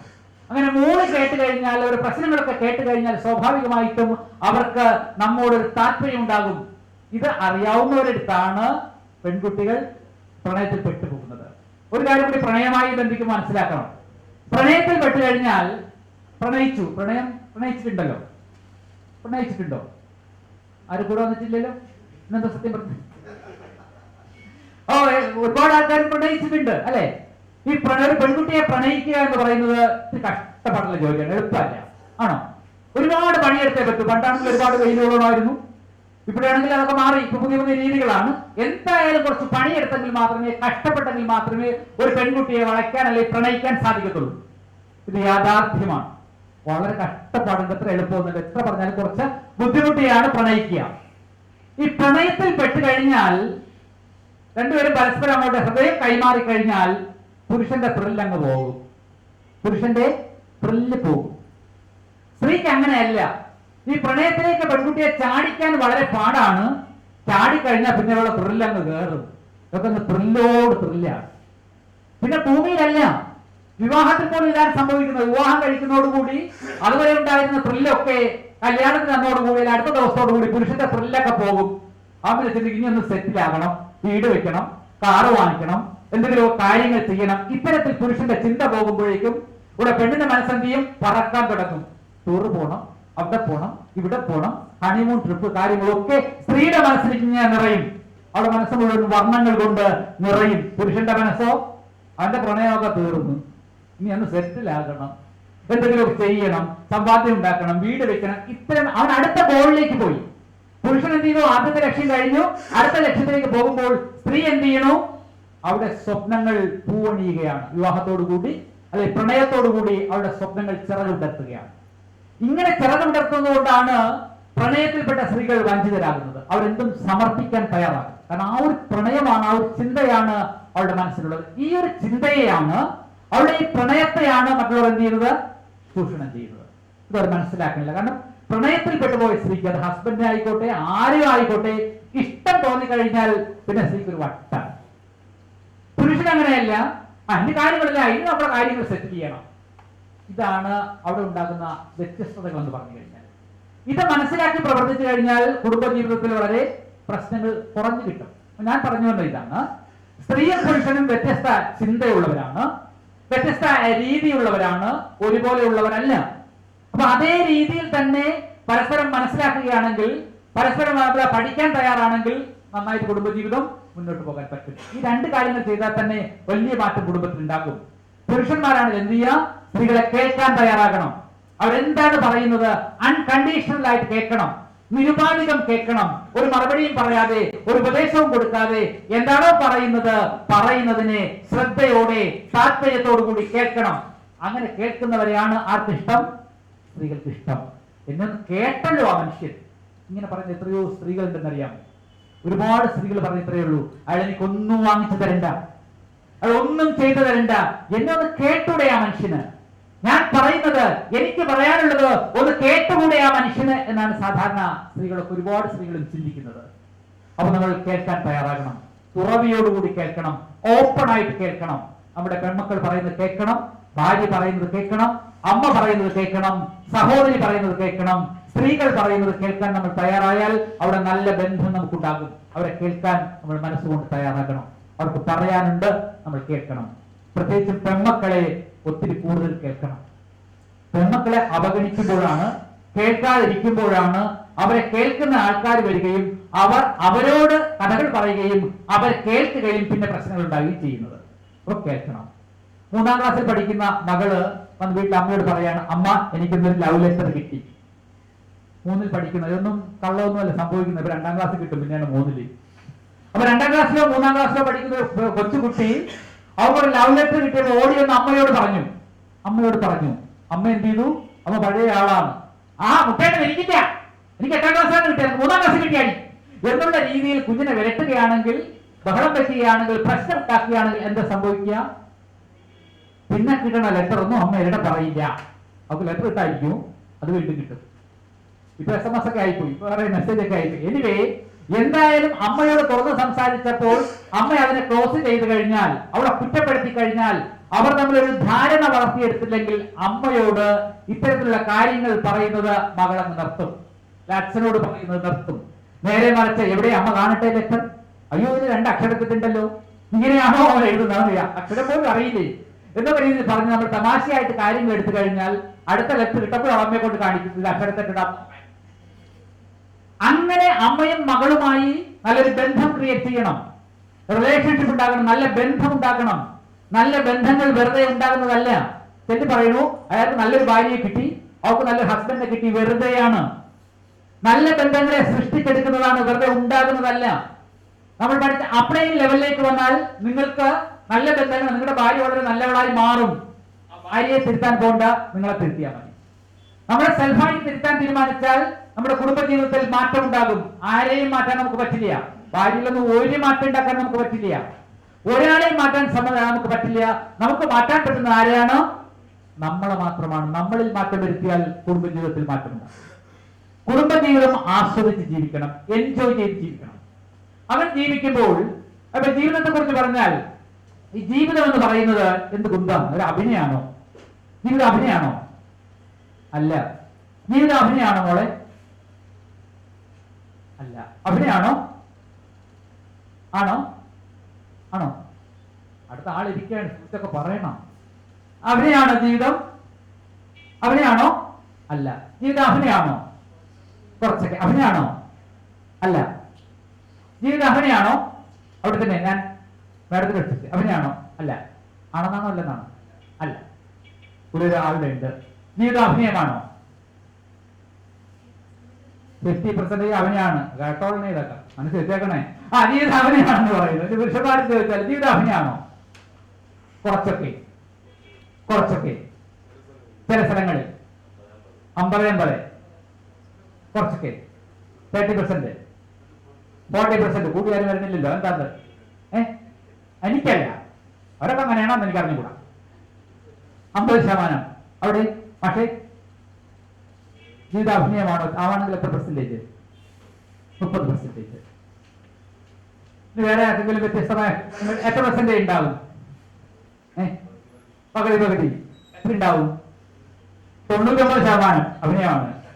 വാ, നിങ്ങൾ പൊളിച്ചിട്ടാണ്. അത് തന്നെ ചോദിച്ചു. 99% അഭിനയം എന്ന് ഒരാളോട് പറഞ്ഞു. ജീവിതം അഭിനയമാണെന്ന് ചോദിച്ചു കഴിഞ്ഞാൽ ജീവിതം അഭിനയമാകണം എന്നാണ് എന്റെ അഭിപ്രായം. നിങ്ങൾക്ക് അഭിനയിക്കാൻ അറിഞ്ഞുകൂടെങ്കിൽ നിങ്ങൾ ജീവിതത്തിൽ പരാജയപ്പെടും. നിങ്ങൾക്ക് അഭിനയിക്കാൻ അറിഞ്ഞുകൂടെങ്കിൽ നിങ്ങൾ ഫാമിലി ലൈഫിൽ പരാജയപ്പെടും. നിങ്ങളുടെ ജീവിതം പരാജയമായിരിക്കും. ഞാൻ ജീവിതത്തെ അഭിനയിക്കുകയേ ഇല്ല എന്ന് ചടിച്ചാൽ നിങ്ങളുടെ ജീവിതം പോയി. അഭിനയിക്കണം ജീവിതത്തിൽ. കാരണം എന്താണെന്ന് ചോദിച്ചു കഴിഞ്ഞാൽ നന്നായിട്ട് അഭിനയിക്കുന്നതാണ് നന്നായിട്ട് ജീവിക്കൽ എന്ന് പറഞ്ഞാൽ. അതിനെ കുറച്ചുകൂടി വ്യക്തമാക്കണമെങ്കിൽ നിങ്ങളൊരു സിനിമയ്ക്ക് പോയിരുന്നായിരിക്കുക. ദൃശ്യം 2 നല്ലൊരു സിനിമയായിരുന്നു, അല്ലെങ്കിൽ മമ്മൂട്ടിയുടെ അമരൻ നല്ല സിനിമയായിരുന്നു. ഒരു നല്ല സിനിമ കാണാൻ പോയി. നല്ല സിനിമ കാണാൻ പോയിട്ട് വരുമ്പോൾ നിങ്ങൾ ചോദിക്കുകയാണ് അമരത്തിലെ മമ്മൂട്ടി എങ്ങനെ ഉണ്ടായിരുന്നു എന്ന് ചോദിക്കുക. അപ്പൊ നിങ്ങൾ എന്ത് പറയും? അമരത്തിൽ മമ്മൂട്ടിയൊന്നും അല്ല, മമ്മൂട്ടിയെ കഥാപാത്രമായി ജീവിക്കുകയായിരുന്നു. അത് മമ്മൂട്ടി ഇല്ലായിരുന്നു. ഉണ്ടായിരുന്നു? ഇല്ല എന്ന് പറയും. ദൃശ്യത്തിൽ ജോർജ് കുട്ടി മാത്രമേ ഉള്ളൂ, മോഹൻലാൽ ഇല്ല എന്ന് പറയും. അപ്പൊ ഒരു സിനിമ നിങ്ങൾക്ക് ഇഷ്ടപ്പെട്ടു കഴിഞ്ഞാൽ നിങ്ങൾ പറയുന്നത് എങ്ങനെയാണ്? ആ സിനിമയിൽ ആ നായകൻ കഥാപാത്രമായി ജീവിക്കുകയായിരുന്നു എന്ന് പറയും. ആണോ അല്ലയോ? ആണ്. സത്യനെ കുറിച്ച് ഇന്ന് പറഞ്ഞാലും ആര് പറഞ്ഞാലും എപ്പം പറഞ്ഞാലും പറയുന്നത് സത്യൻ മലയാള സിനിമയിലൊന്നും അഭിനയിച്ചിട്ടേ ഇല്ല, കഥാപാത്രമായി ജീവിക്കുകയായിരുന്നു എന്നാണ് പറയുന്നത്. ആണോ അല്ലയോ? ആണ്. പറഞ്ഞെങ്കിൽ പറഞ്ഞു തന്നെ, എന്ത് അഭിനയിച്ചാൽ അത് തന്നെ. അപ്പൊ ആരെങ്കിലും നന്നായിട്ട് അഭിനയിക്കുന്നത് കണ്ടാൽ നമ്മൾ ഉടനെ പറയാണ് കഥാപാത്രമായി ജീവിക്കുകയായിരുന്നു എന്ന്. അപ്പോൾ തന്നെ നമ്മൾ മനസ്സിലാക്കുക, നന്നായി അഭിനയിക്കുന്നതാണ് നന്നായി ജീവിക്കൽ എന്ന് പറയുന്നത്. അപ്പൊ നിങ്ങൾക്ക് നന്നായി അഭിനയിക്കാൻ അറിഞ്ഞുകൂടായെങ്കിൽ നിങ്ങൾക്ക് നന്നായി ജീവിക്കാൻ അറിഞ്ഞുകൂടാ. ജീവിതം അഭിനയമാണ്, പക്ഷെ നന്നായി അഭിനയിക്കണം. നന്നായി അഭിനയിച്ചു കഴിഞ്ഞാൽ മറ്റുള്ളവർക്ക് അഭിനയമാണെന്ന് തോന്നില്ല. നിങ്ങൾ തമിഴ് സിനിമ കണ്ടതുപോലെ ഇരിക്കും പഴയത്. അപ്പൊ എങ്ങനെയാണ് ഈ അഭിനയം നമ്മളെ ചിട്ടപ്പെടുത്തി എടുക്കുക? നിങ്ങൾ മമ്മൂട്ടിയെ നോക്കുക, മോഹൻലാൽ നോക്കുക, ദിലീപിനെ നോക്കുക. ഇവരൊക്കെ ആദ്യകാലത്തെ സിനിമ കണ്ടു കഴിഞ്ഞാൽ നല്ല നടന്മാരായിരുന്നില്ല. ഇപ്പോഴാണ് അവരൊക്കെ ഇരുത്തം വന്ന നടന്മാരായി മാറിയിട്ടുള്ളത്. പഴയ സിനിമ കണ്ടതൊക്കെ അറിയാം, അഭിനയിക്കുന്നതായിട്ട് തോന്നുമായിരുന്നു. ഇപ്പൊ എന്തോ ഏത് റോൾ എടുത്തു കൊടുത്താലും അങ്ങ് ജീവിച്ചേക്കുകയാണ്, മമ്മൂട്ടിയായാലും മോഹൻലാലായാലും ഒക്കെ. അപ്പൊ അഭിനയിച്ച് അവരൊക്കെ ഇരുത്തം വന്ന നടന്മാരായിട്ട് മാറി. അവർക്ക് അഭിനയം ജീവിതമാക്കി മാറ്റാനായിട്ട് കഴിഞ്ഞു. എന്ന് പറഞ്ഞാൽ നന്നായി അഭിനയിക്കലാണ് ജീവിക്കൽ എന്ന് പറയുന്നത്. ഒരു സംശയവും വേണ്ട. നമുക്ക് കിട്ടിയ റോളുകൾ ഭംഗിയായിട്ട് അഭിനയിക്കണം. അഭിനയിച്ചാൽ മാത്രമേ ജീവിതം മെച്ചപ്പെടുത്തുള്ളൂ. ഇത് മനസ്സിലാകാത്ത ഒരാൾ ഞാൻ ഒരിക്കലും ഉദാഹരണം കൂടി പറഞ്ഞു കൊടുത്തു. അഭിനയിക്കാനായിട്ട് ഞാൻ ചോദിച്ചു, നിങ്ങൾ ഭാര്യയെ കെട്ടിപ്പിടിക്കാറുണ്ടോ എന്ന് ചോദിച്ചു. ഭാര്യയെ കെട്ടിപ്പിടിക്കാറുണ്ടോ എന്ന് ചോദിച്ചു. ആ കണ്ടായിരുന്നു. ഇപ്പൊ അങ്ങനെയൊന്നും ഇല്ലെന്നു. ആയിക്കോട്ടെ, കെട്ടിപ്പിടിക്കട്ട. ഇങ്ങനെ ആദ്യം പറഞ്ഞ കാര്യം അതുപോലെ പറയാം. അപ്പൊ ഇപ്പൊ ഇല്ല, പണ്ടൊക്കെ ഞാൻ കെട്ടിപ്പിടിക്കുമായിരുന്നു എന്ന് പറഞ്ഞു. അപ്പൊ ഞാൻ പറഞ്ഞു, നിങ്ങളൊരു കാര്യം ചെയ്യും, ഞാൻ പറയുന്നത് പോലെ ഒരു 21 ദിവസം ചെയ്യണം. അപ്പൊ എന്താ കാര്യം? ഞാൻ പറഞ്ഞു കൊടുത്തു, നിങ്ങൾ വീട്ടിൽ നിന്ന് പുറത്തേക്ക് പോകുമ്പോൾ, വീട്ടിൽ നിന്ന് പുറത്തിറങ്ങുമ്പോൾ സമയത്ത് ഭാര്യ ഒന്ന് കെട്ടിപ്പിടിക്കണം എന്ന് പറഞ്ഞു. അപ്പൊ അയാൾ എന്താ ചോദിക്കണം, ഈ പ്രായത്തിലോ? അപ്പൊ ഈ പ്രായത്തിലാണോ ഞാൻ എന്റെ ഭാര്യയെ കെട്ടിപ്പിടിക്കാൻ പോകുക എന്നുള്ളതായിരുന്നു അയാളുടെ ചോദ്യം. വേറെ ആരെങ്കിലും ആയിരുന്നെങ്കിൽ ചിലപ്പോൾ നോക്കായിരുന്നു എന്നായിരിക്കും. അപ്പൊ ഞാൻ പറഞ്ഞു, നിങ്ങൾ വീട്ടിൽ നിന്ന് പുറത്തേക്ക് പോകുമ്പോൾ ഭാര്യ ഒന്ന് ഹഗ് ചെയ്തിട്ട് പുറത്തേക്ക് പോവുക. അപ്പൊ അവിടെ എങ്ങനെ കെട്ടിപ്പിടിക്കുമെന്ന് ചോദിച്ചവരുണ്ട്. ഞാൻ ചോദിച്ചു, അത്ര പ്രശ്നമാണോ, അല്ല മുള്ളുമുരുക്കും വല്ലതുമാണോ? അപ്പൊ അങ്ങനെയൊക്കെ ആൾക്കാർ ചിന്തിക്കുന്നുണ്ട്.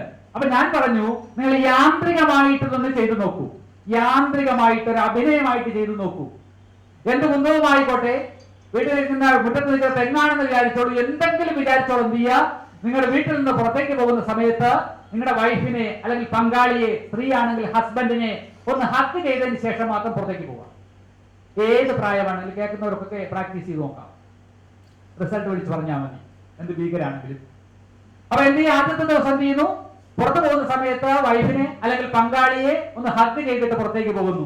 ആദ്യം ചെയ്യുമ്പോൾ കുറച്ച് ബുദ്ധിമുട്ടൊക്കെ ഉണ്ടാവും, കുറെ കാലമായൊന്ന് കെട്ടിപ്പിടിച്ചിട്ടൊക്കെ ഒരു വല്ലാത്ത ഒരു പ്രശ്നമൊക്കെ ഉണ്ടാകും, മാനസികമായിട്ട് കുറച്ച് ബുദ്ധിമുട്ടുണ്ടാകും. ഇതൊന്നും ഞാൻ പറയുന്നില്ല, കാരണം ശീലമില്ലാത്തത് കൊണ്ട്.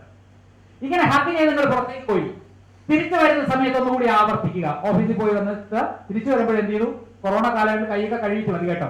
അപ്പൊ തിരിച്ചു വന്നിട്ട് വീണ്ടും എന്ത് ചെയ്തു, വൈഫിനെ അല്ലെങ്കിൽ ഹസ്ബൻഡിനെ ഒന്നുകൂടി ഹഗ് ചെയ്തു. ഇതാദ്യം വളരെ യാന്ത്രികമായിട്ട് തോന്നും, ഇത് വളരെ രസകരമായിട്ട് ഒന്നും തോന്നില്ല.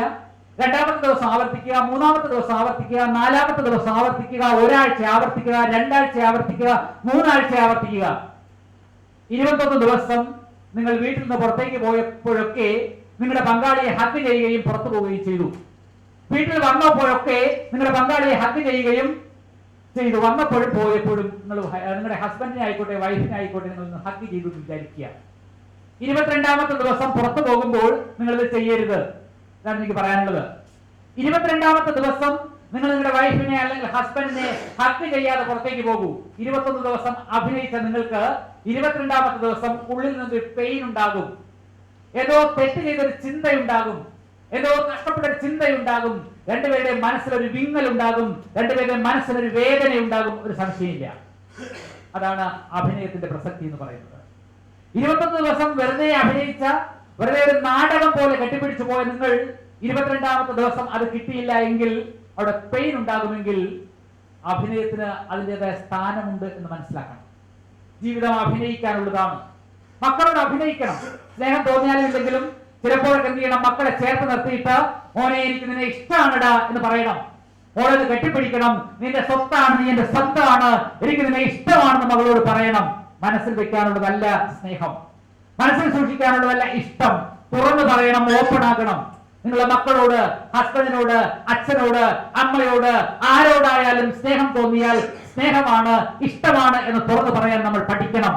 കാരണം സ്നേഹമാണെന്ന് കേൾക്കാൻ ആഗ്രഹിക്കാത്ത ഒരു വ്യക്തിയും ഈ ഭൂമിയിലില്ല. എനിക്ക് നിന്നെ ഇഷ്ടമാണെന്ന് കേൾക്കാൻ ആഗ്രഹിക്കാത്ത ഒരു പ്രണയിനിയുമില്ല, ഒരു ഭർത്താവുമില്ല, ഒരു ഭാര്യയുമില്ല ഇഷ്ടമാണെന്ന് കേൾക്കാൻ ആഗ്രഹിക്കാത്തത്. അപ്പൊ നമ്മൾ എന്തിനു പറയാതിരിക്കണം? ഓപ്പണായി പറയണം, എനിക്ക് നിന്നെ ഇഷ്ടമാണെന്ന്. വല്ലപ്പോഴെങ്കിലും കുട്ടികളെ ചേർത്ത് നിർത്തണം. എത്ര പ്രായമായാലും മക്കളെ ചേർത്ത് നിർത്തണം. ഒന്ന് ഹഗ് ചെയ്യണം, ഒരു ഉമ്മ കൊടുക്കണം. അവർക്ക് നമുക്ക് സ്നേഹമുണ്ടെന്ന് അവർക്ക് ഫീൽ ചെയ്യണം. ഉള്ളിൽ വെച്ചുകൊണ്ട് നടന്നിട്ട് കാര്യമില്ല. ഉള്ളിലെ സ്നേഹം ആർക്കും വേണ്ട. ഉള്ളിലെ സ്നേഹം എന്ന് പറയുന്നത് ഉള്ളി പോലെയാണ് എന്നാണ് ഞാൻ പറയാറ്. ഉള്ളിയുടെ പ്രത്യേകത എന്താ? തൊലിച്ചു നോക്കി തൊലിച്ചു നോക്കി തൊലിച്ചു നോക്കി അവസാനം ഒന്നും ഉണ്ടാകില്ല. തൊലിച്ചവന്റെയും കണ്ടോണ്ടിരുന്നവന്റെയും കണ്ണിന് കണ്ണീര് വരും. ഇതാണ് ഉള്ളിലെ സ്നേഹം കൊണ്ട് ഉണ്ടാവുക. സ്നേഹമുണ്ടെങ്കിൽ, ഇഷ്ടമുണ്ടെങ്കിൽ അത് തുറന്നു പറയാൻ പഠിക്കണം, തുറന്നു പറയണം. തുറന്നു പറയുന്ന സ്നേഹത്തിന് മാത്രമേ വാല്യൂ ഉള്ളൂ, അവർ മാത്രമേ നമ്മളെ ഇഷ്ടപ്പെടത്തുള്ളൂ. മക്കളോട് ഇടയ്ക്കിടയ്ക്ക് പറയണം, ഇടാ എനിക്ക് തന്നെ ജീവനാണ്ടാ എന്ന് പറയണം. ഞാനിത് എങ്ങനെ പറയും എന്ന് ശങ്കിച്ചിട്ട് കാര്യമില്ല, പറയണം. കുട്ടികളെ, മക്കളെ, ഭാര്യയെ, ആ ഭർത്താവിനെ, അമ്മയെ, അച്ഛനെ ഒക്കെ ചേർത്ത് പിടിക്കാൻ നിങ്ങൾ ശ്രമിക്കണം. ഒരു തൊടലിന്, ഒരു സ്പർശനത്തിന് ഒരുപാട് അർത്ഥതലങ്ങളുണ്ട്. അവിടെയാണ് ബന്ധങ്ങൾ കൂട്ടിയുറപ്പിക്കപ്പെടുക. ചേർത്ത് നിർത്തണം. സ്നേഹമുണ്ടെങ്കിൽ, സ്നേഹമാണെന്ന് പറയാൻ മടിച്ചാൽ നിങ്ങൾക്ക് ഒരുപാട് നഷ്ടം ഉണ്ടാകും. സ്നേഹം തുറന്നു പറയാനുള്ളതാണ്. സ്നേഹം അഭിനയമാണ്. അഭിനയിച്ച് ഇത് അഭിനയമല്ലാതായി മാറുന്ന ഒരവസ്ഥയെത്തും. അവിടെയാണ് ജീവിതം മധുരമായി മാറുന്നത്. തുടക്കത്തിലേ അല്ല, പിന്നെ ആയാലും അഭിനയിച്ചു തുടങ്ങാം. വീട് സ്വർഗമായിട്ട് മാറണം, ഒരു അഭയസ്ഥാനമായിട്ട് മാറണം. വീട്ടിൽ ചെല്ലുമ്പോഴേക്കും ഒരു സുഖം ഉണ്ടാകണം. ആ സുഖം വെറുതെ ഉണ്ടാകുന്നതല്ല, അത് നമ്മൾ ഉണ്ടാക്കിയെടുക്കുന്നതാണ്. നമ്മൾ സൃഷ്ടിച്ചെടുക്കണം. അപ്പൊ നല്ല ബന്ധങ്ങൾ ഉണ്ടാക്കിയെടുക്കുന്നതാണ്, നല്ല സുഹൃത്ത് ബന്ധങ്ങൾ ഉണ്ടാക്കിയെടുക്കുന്നതാണ്. നല്ല ഭാര്യയായാലും നല്ല മക്കളായാലും നല്ല ഹസ്ബൻഡ് ആയാലും ഒക്കെ കുറച്ച് പണിയെടുത്തെങ്കിലേ അവരൊക്കെ നല്ലതാകൂ. അതായത് രണ്ട് വ്യത്യസ്ത കുടുംബങ്ങളിൽ ജീവിച്ചവരാണ് ഒരുമിച്ച് ചേരുന്നത്. അവിടെ ഒരുപാട് പ്രശ്നങ്ങൾ ഉണ്ടാക്കാം, ഒരുപാട് പ്രയാസങ്ങൾ ഉണ്ടാകാം. അവിടെയൊക്കെ മനസ്സിലാക്കലുകൾ ഉണ്ടാകണം. കുടുംബജീവിതത്തിൽ അഡ്ജസ്റ്റ്മെന്റുകൾ ഉണ്ടാകുമ്പോൾ പ്രശ്നങ്ങൾ ഉണ്ടാകും. കുടുംബജീവിതത്തിൽ ശരിക്കും അഡ്ജസ്റ്റ്മെന്റ് പാടില്ല എന്നുള്ളതാണ് യാഥാർത്ഥ്യം. പിന്നെ എന്താണ് വേണ്ടതെന്ന് ചോദിച്ചാൽ, കുടുംബജീവിതത്തിൽ വേണ്ടത് അണ്ടർസ്റ്റാൻഡിംഗ് ആണ്, മനസ്സിലാക്കലാണ് വേണ്ടത്. അഡ്ജസ്റ്റ് ചെയ്ത് പോകുമ്പോഴേക്കും ഇടയ്ക്കൊക്കെ അഡ്ജസ്റ്റ്മെന്റ് തെറ്റും, പ്രശ്നം ഉണ്ടാകും. നേരെ മറിച്ച് മനസ്സിലാക്കി പോയി കഴിഞ്ഞാൽ ഒരു പ്രശ്നം ഉണ്ടാവില്ല. ഇതാണ് യാഥാർത്ഥ്യം. ഈ മനസ്സിലാക്കലും ഒക്കെ നമ്മൾ നിരന്തരമായി പ്രാക്ടീസ് ചെയ്ത് കൊണ്ടുവരുന്നതാണ്. അപ്പൊ കുടുംബജീവിതം സന്തോഷമായി പോകാൻ, സുഖകരമായി പോകാൻ, സുദൃഢമായി പോകാൻ വലിയ ബുദ്ധിമുട്ടുകളൊന്നുമില്ല. നമ്മൾ ആത്മാർത്ഥമായിട്ട് ശ്രമിച്ചാൽ മതി. അതിന് വേണ്ടുന്ന ശ്രമം ഉണ്ടാകണം. അങ്ങനെ ഒരു ശ്രമം ഉണ്ടായെങ്കിൽ മാത്രമേ കുടുംബജീവിതത്തിൽ നമുക്ക് വിജയം ഉണ്ടാവുകയുള്ളൂ. ഞാൻ പറഞ്ഞത് രണ്ട് കാര്യങ്ങളാണ്. ബിസിനസ് ആയാലും ഫാമിലി ആയാലും വിജയിക്കണമെങ്കിൽ, സുഖകരമായി സന്തോഷകരമായി ജീവിക്കണമെങ്കിൽ, നന്നായി മുന്നോട്ട് പോകണമെങ്കിൽ അവിടെ പരിശീലനം ആവശ്യമാണ്, ട്രെയിനിങ് ആവശ്യമാണ്. പരിശീലനം കിട്ടാത്തത് കൊണ്ടാണ് ബിസിനസ് ആയാലും ഫാമിലി ലൈഫ് ആയാലും നമുക്ക് പരാജയപ്പെടുന്നത്. കാരണം നമുക്ക് അറിയില്ല എന്താണ് പുരുഷന്റെ നേച്ചർ, എങ്ങനെയാണ് പുരുഷൻ ചിന്തിക്കുന്നത് നമുക്കറിയില്ല, എങ്ങനെയാണ് സ്ത്രീ ചിന്തിക്കുന്നത് എന്ന് നമുക്കറിയില്ല. അറിഞ്ഞു കഴിഞ്ഞാൽ, മനസ്സിലാക്കി കഴിഞ്ഞാൽ ജീവിതത്തിൽ മാറ്റങ്ങൾ വരുത്താനായിട്ട് നമുക്ക് സാധിക്കും. ഞാൻ പറഞ്ഞു വരുന്നത് ഇന്റർഡിപെൻഡൻസി വീട്ടിൽ എങ്ങനെ ആകും എന്നുള്ളതിനെ കുറിച്ചാണ്. വീട്ടിൽ ഇന്റർഡിപെൻഡൻസി ആയി കഴിഞ്ഞാൽ പരസ്പരം ആശ്രയിക്കുക. പഴയ കാലമൊക്കെ പോയി. ഇനി വീട്ടിലുള്ള എല്ലാ ജോലികളും എല്ലാവരും ചെയ്യേണ്ടി വരും.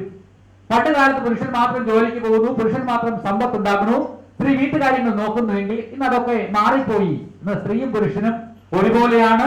രണ്ടുപേരും പണിയെടുക്കുന്നു, രണ്ടുപേരും വരുമാനം ഉണ്ടാക്കുന്നു. അപ്പൊ തുല്യത രണ്ടുപേർക്കും ഉണ്ടാക്കണം. എന്ന് പറഞ്ഞാൽ വീട്ടിലെ ആമക്കളെയും പെമ്മക്കളെയും എല്ലാം ഒരുപോലെ പഠിപ്പിക്കണം. ഇപ്പൊ മീൻ വെട്ടാനായാലും ശരി, മീൻ വെക്കാനായാലും ശരി, മകള് മാത്രം പഠിച്ചാൽ പോരാ, മകനും പഠിച്ചിരിക്കുന്നതാണ് ഇനിയുള്ള കാലത്ത് നല്ലത്. കാരണം അവർ കുടുംബജീവിതത്തിലേക്ക് പോകുമ്പോൾ രണ്ടുപേരും ഒരുമിച്ച് ചേർന്നാണ് ഇത് വെക്കേണ്ടത്, ചെയ്യേണ്ടത്. ഒരു ദിവസം വൈഫ് പറയണം ഇന്ന് ഞാൻ മീൻ വെക്കാന്ന് പറഞ്ഞാൽ ഹസ്ബൻഡ് പറയണം നാളെ ഞാൻ വെക്കാം. അങ്ങനെ പരസ്പരം എന്ത് ചെയ്യുക, ഇവർ ആശ്രയിക്കണം. എല്ലാ കാര്യത്തിലും പരസ്പരം ആശ്രയിക്കണം. പരസ്പരാശ്രയത്വം ഇവർ തമ്മിൽ ഉണ്ടാകണം. ഹസ്ബൻഡും വൈഫും പരസ്പര ആശ്രയത്വമാണ് ഉണ്ടാകേണ്ടത്. അല്ലാതെ എന്തുണ്ടാകാൻ പാടില്ല, അങ്ങ് പരസ്പരം അടിമകളായി മാറാനായിട്ട് പാടില്ല. ഒരാൾ ചെയ്യാനും ഒരാൾ പറയാനും. അടിമയും ഉടമയുമായി കുടുംബങ്ങൾ മാറാൻ പാടില്ല. പരസ്പര ആശ്രയത്വം ഉണ്ടാകണം. പരാശ്രയത്വമല്ല, പരസ്പര ആശ്രയത്വം ഉണ്ടാകണം. ഹസ്ബൻഡ് സഹായിക്കുന്നു, അതുപോലെ ഭാര്യയും സഹായിക്കുന്നു, മക്കൾ സഹായിക്കുന്നു. വീട് ആ ഒരു പരസ്പര ആശ്രയത്വത്തിൽ കൂടി മുന്നോട്ട് പോയാൽ വീടെന്ന് പറയുന്നത് വളരെ രസമുള്ള, വളരെ സുഖമുള്ള, വളരെ സന്തോഷമുള്ള ഒരു സംഭവമായിട്ട് മാറും. അപ്പൊ അതിലൊക്കെ ആത്മാർത്ഥമായിട്ട് നമ്മൾ പണിയെടുക്കണം. മക്കളെ എല്ലാ കാര്യത്തിലും പങ്കാളികളാക്കണം. വീടിന്റെ എല്ലാ അവസ്ഥകളെ കുറിച്ചും എല്ലാ പ്രശ്നങ്ങളെ കുറിച്ചും വീട്ടിൽ ചർച്ച ചെയ്യണം. മക്കളോട് പറയണം. കടങ്ങളുണ്ടെങ്കിൽ, ബാധ്യതകൾ ഉണ്ടെങ്കിൽ, ബുദ്ധിമുട്ടുകൾ ഉണ്ടെങ്കിൽ അതൊക്കെ മക്കൾ അറിഞ്ഞിരിക്കണം. മക്കളെ വിളിച്ചു വെക്കേണ്ട കാര്യമില്ല. മക്കൾ കാര്യങ്ങളൊക്കെ അറിഞ്ഞിരിക്കണം. പരസ്പരം ആശ്രയിക്കുന്ന ഒരു ജീവിതത്തിൽ രഹസ്യങ്ങൾ പാടില്ല. അത് രഹസ്യത്തിന്റെ അനാവശ്യമായ രഹസ്യങ്ങൾ സൂക്ഷിക്കേണ്ട കാര്യമൊന്നുമില്ല. പറയാവുന്ന കാര്യങ്ങളൊക്കെ വീട്ടിൽ ചർച്ച ചെയ്യുകയും ഒരുമിച്ച് പോവുകയും ചെയ്തു കഴിഞ്ഞാൽ വീട്ടിൽ സമാധാനം ഉണ്ടാകും, സന്തോഷമുണ്ടാകും, മാറ്റമുണ്ടാകും. അപ്പോൾ അവർ പരസ്പരം ആശ്രയിക്കാൻ തുടങ്ങും. അടിമയും ഉടമയും എന്നുള്ള രീതി മാറിയിട്ട് ഞാനും അച്ഛനും അമ്മയും ഒക്കെ ഒരു ചങ്കായിട്ട് മുന്നോട്ട് പോകാനുള്ള ഒരു പ്രവണത കുടുംബത്തിലുണ്ടാകും. കർക്കശക്കാരനെ അച്ഛനും അമ്മയും ഒന്നുമല്ലെന്ന് കുട്ടികൾക്ക് വേണ്ടത്. കുട്ടികൾക്ക് അമ്മയും അച്ഛനും ചങ്കായിട്ട് കൂടെ നിൽക്കണം. എനിക്കൊരു പ്രശ്നം വന്നാൽ എന്റെ അമ്മ കൂടെ നിൽക്കും, എന്റെ അച്ഛൻ കൂടെ നിൽക്കും എന്നുള്ള ചിന്തയാണ് മക്കളിൽ ഉണ്ടാകേണ്ടത്. അങ്ങനെ അവർ പരസ്പരം ആശ്രയിക്കുന്ന വ്യക്തികളായിട്ട് മാറണം. ആ പരസ്പര ആശ്രയത്വം വീട്ടിൽ കൊണ്ടുവരുമ്പോഴേക്കും വീട്ടില് സമാധാനം ഉണ്ടാകും, വീട്ടില് സന്തോഷം ഉണ്ടാകും. അതാണ് ഇന്റർഡിപെൻഡൻസി എന്ന് പറയുന്നത്. വീട്ടിലേക്ക് കൊണ്ടുവരുമ്പോൾ അവിടെ അടിമയും ഉടമയും ഇല്ല. രണ്ടുപേരും ഒരുപോലുള്ളവരായിട്ട് മാറുന്നു. ഓരോരോ കാര്യങ്ങളിൽ പരസ്പരം സഹായിക്കുന്ന വ്യക്തികളായിട്ട് പരസ്പരം ആശ്രയിക്കുന്ന വ്യക്തികളായിട്ട് കുടുംബം മാറണം. അതാണ് വീട്ടിൽ പരസ്പരാശ്രയത്വം എന്ന് പറയുന്നത്. നമ്മുടെ വിഷയം എന്ന് പറയുന്നത് ഇന്റർഡിപെൻഡൻസി ഇൻ ബിസിനസ് ആണ്. ബിസിനസ്സിൽ എങ്ങനെ ഇന്റർഡിപെൻഡൻസി സാധ്യമാകും എന്നുള്ളതാണ്. ബിസിനസ്സിൽ ഈ പരസ്പരാശ്രയത്വം നമ്മൾ കൊണ്ടുവരണം. പരസ്പരാശ്രയത്വമാണ് ഇനിയുള്ള കാലത്തെ യഥാർത്ഥ വിജയമന്ത്രം എന്ന് പറഞ്ഞാൽ. ഞാൻ മാത്രം വിജയിച്ചാൽ പോരാ, നിങ്ങൾ വിജയിച്ചാൽ പോരാ, നമ്മൾ വിജയിക്കണം. ഒരു വിൻ വിൻ സ്ട്രാറ്റജി, ഒരു വിൻ വിൻ ഫോർമുല ബിസിനസ്സിലേക്ക് കൊണ്ടുവരണം. ഞാനും വിജയിക്കണം, എന്റെ കസ്റ്റമർ വിജയിക്കണം എന്ന് പറയുമ്പോഴാണ് പരസ്പരാശ്രയത്വം എന്ന് പറയുന്നത്. ഞാൻ കച്ചവടം ചെയ്യും, പൈസ ഉണ്ടാക്കും, ആര് വെട്ടിച്ചായാലും തട്ടിച്ചായാലും എനിക്ക് പണം ഉണ്ടാക്കിയാൽ മതി, ഞാൻ സാമ്പത്തിക സ്വാതന്ത്ര്യം നേടിയാൽ മതി എന്ന് ഞാൻ ചിന്തിച്ചാൽ അത് ഞാൻ ഇൻഡിപെൻഡന്റ് ആണ്, എനിക്ക് എന്റെ കാര്യം മാത്രം, മയം ചേർത്താലും കുഴപ്പമില്ല, വെട്ടിച്ചാലും കുഴപ്പമില്ല, തട്ടിച്ചാലും കുഴപ്പമില്ല, ഞാൻ രക്ഷപ്പെട്ടാലും മതി, ഐ എന്ന് പറയുന്നത് മാത്രം പ്രാധാന്യം കൊടുക്കുമ്പോൾ അവിടെയാണ് ഇൻഡിപെൻഡന്റ് ആവുക എന്ന് പറയുന്നത്. ഇൻഡിപെൻഡൻസിയിലേക്ക് വരുമ്പോൾ അവിടുത്തെ മുഖമുദ്ര എന്ന് പറയുന്നത് ഞാനാണ്, എന്റെ കാര്യമാണ്. പരാശ്രയത്വത്തിലേക്ക് വരുമ്പോൾ അവിടെ വരുന്നത് എല്ലാം നിങ്ങൾ എന്നെ സഹായിക്കണം, നിങ്ങൾ ചെയ്യണം, നിങ്ങളാണ്. അവിടെ യു ആണ് മെയിൻ ക്യാരക്ടർ. അത് ഇൻഡിപെൻഡൻസിലേക്ക് വരുമ്പോഴേക്കും ഐ ആകുന്നു. അവിടെ ഈഗോയാണ്. എല്ലാം എന്റെ കാര്യം ഞാൻ ചെയ്യും, എനിക്കറിയാം, എന്റെ ഇഷ്ടം, എന്റെ സമ്പാദ്യം ഒക്കെ എന്റേത് മാത്രം. ആ എന്റേത് എന്നുള്ള ചിന്തയിൽ കൂടി നമ്മൾ ചെയ്യുമ്പോൾ നമുക്കെല്ലാം ശരിയായിട്ട് തോന്നാം, ചെയ്യുന്നതൊക്കെ ശരിയാണ്, മറ്റുള്ളവരുടെ പ്രശ്നമേ അല്ല, എനിക്ക് എന്റേത് എന്നുള്ള ചിന്തയിലേക്ക് വരും. ഈ ഒരു ചിന്തയിൽ നിന്ന് പുറത്തു വരുന്ന ഒരു ഘട്ടമാണ് ഇന്റർഡിപെൻഡൻസി എന്ന് പറയുന്നത്, പരസ്പരാശ്രയത്വം എന്ന് പറയുന്നത്. നമ്മളൊക്കെ ഈ കൊറോണ കാലത്ത് ഈ കോവിഡ് സമയത്ത് വീട്ടിൽ നിന്നപ്പോൾ വീട്ടിൽ ചെയ്തതും ഈ ഇന്റർഡിപെൻഡൻസി ആയിരുന്നു, പരസ്പരം ആശ്രയിക്കുകയായിരുന്നു. ഒരു മണിക്കൂർ പോലും വീട്ടിൽ നിൽക്കാൻ സമയമില്ലാതിരുന്ന, പുലർകാലെ എഴുന്നേറ്റ് പോവുകയും രാത്രി മാത്രം വരികയും ചെയ്തിരുന്ന പുരുഷന്മാര് വീട്ടിൽ ഫുൾ ടൈം നിന്നപ്പോൾ അവർ പല പല കാര്യങ്ങൾ ചെയ്യാൻ തുടങ്ങി. അവർ ഇന്ന് വരെ ചെയ്യാത്ത കൃഷിപ്പണി ചെയ്യാൻ തുടങ്ങി, അവർ ഇന്ന് വരെ ചെയ്യാത്ത പാചകം ചെയ്യാൻ തുടങ്ങി, അവർ വൃത്തിയാക്കൽ ചെയ്യാൻ തുടങ്ങി, അവർ കൂടുതൽ നേരം മക്കളോട് കളിക്കാൻ തുടങ്ങി, സൗഹൃദങ്ങൾ ഉണ്ടായി, പല പല ഗെയിമുകളും ഫാമിലി ആയിട്ട് കളിക്കാൻ തുടങ്ങി. കുടുംബാന്തരീക്ഷത്തിൽ ഒരുപാട് മാറ്റം ഉണ്ടായി, സൗഹൃദങ്ങൾ ഉണ്ടായി, ബന്ധങ്ങൾ ഉണ്ടായി, മക്കളോടും ഭാര്യയോടും അച്ഛനോടും അമ്മയോടും സംസാരിക്കാൻ ധാരാളം സമയമുണ്ടായപ്പോൾ ബന്ധങ്ങൾ ശക്തമായി. അവിടെ പരസ്പരം ആശ്രയിക്കാൻ തുടങ്ങി. ഇത് എന്റെ ജോലിയാണ്, ഇത് മാത്രമാണ് എന്റെ ജോലി എന്നുള്ള ചിന്ത മാറിയിട്ട് ഒരുമാതിരിപ്പെട്ട കുടുംബങ്ങളിലൊക്കെ പുരുഷന്മാർ പാചകം ചെയ്യാൻ തുടങ്ങി, പല കാര്യങ്ങളിൽ സഹായിക്കാൻ തുടങ്ങി. സ്ത്രീകളും അധികം പുരുഷന്മാരും കൂടി ഒരു ടീമായി വർക്ക് ചെയ്യാൻ തുടങ്ങി. പരസ്പരാശ്രയത്വം എന്ന് പറയുന്നത് അവിടെ വർക്ക് ചെയ്യാൻ തുടങ്ങി. ഇത് എന്റെ മാത്രം ജോലിയാണെന്ന് ചിന്തിക്കാതെ നമുക്കത് ചെയ്യാം എന്നുള്ള ചിന്ത പല വീടുകളിലും ഉണ്ടായി. ആ ഒരു ചിന്തയാണ് പരസ്പരാശ്രയത്വം എന്ന് പറയുന്നത്. ഈ ഒരു പരസ്പരാശ്രയത്വത്തിന്റെ ആശയം നമ്മുടെ ബിസിനസ്സിലേക്ക് നമ്മൾ നട്ടുവളർത്തണം. ഈ പരസ്പരാശ്രയത്വം എന്ന് പറയുന്നത് നമ്മുടെ ബിസിനസ്സിലേക്ക് കൊണ്ടുവരുമ്പോൾ അവിടെ ബിസിനസ് സക്സസ് ആകും. ഞാനും എന്റെ കസ്റ്റമറും പരസ്പരം ആശ്രയിക്കുന്നവരാണ് ആകേണ്ടത്. ഞാൻ ഉടമയും അവൻ എന്റെ അടിമയുമല്ല.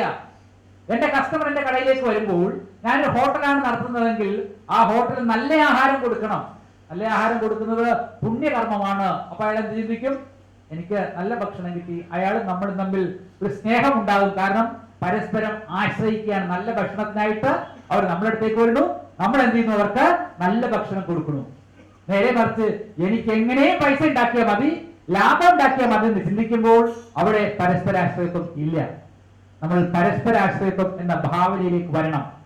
പെട്രോൾ പമ്പിൽ എല്ലാം ഒരു വിലയാണ്. നമ്മൾ ചിന്തിച്ച് എല്ലാ പെട്രോൾ പമ്പിലും പെട്രോളിന് ഒരു വിലയാണ്. എന്നാൽ ചില പെട്രോൾ പമ്പുകളിൽ ആൾ കയറാറേ ഇല്ല.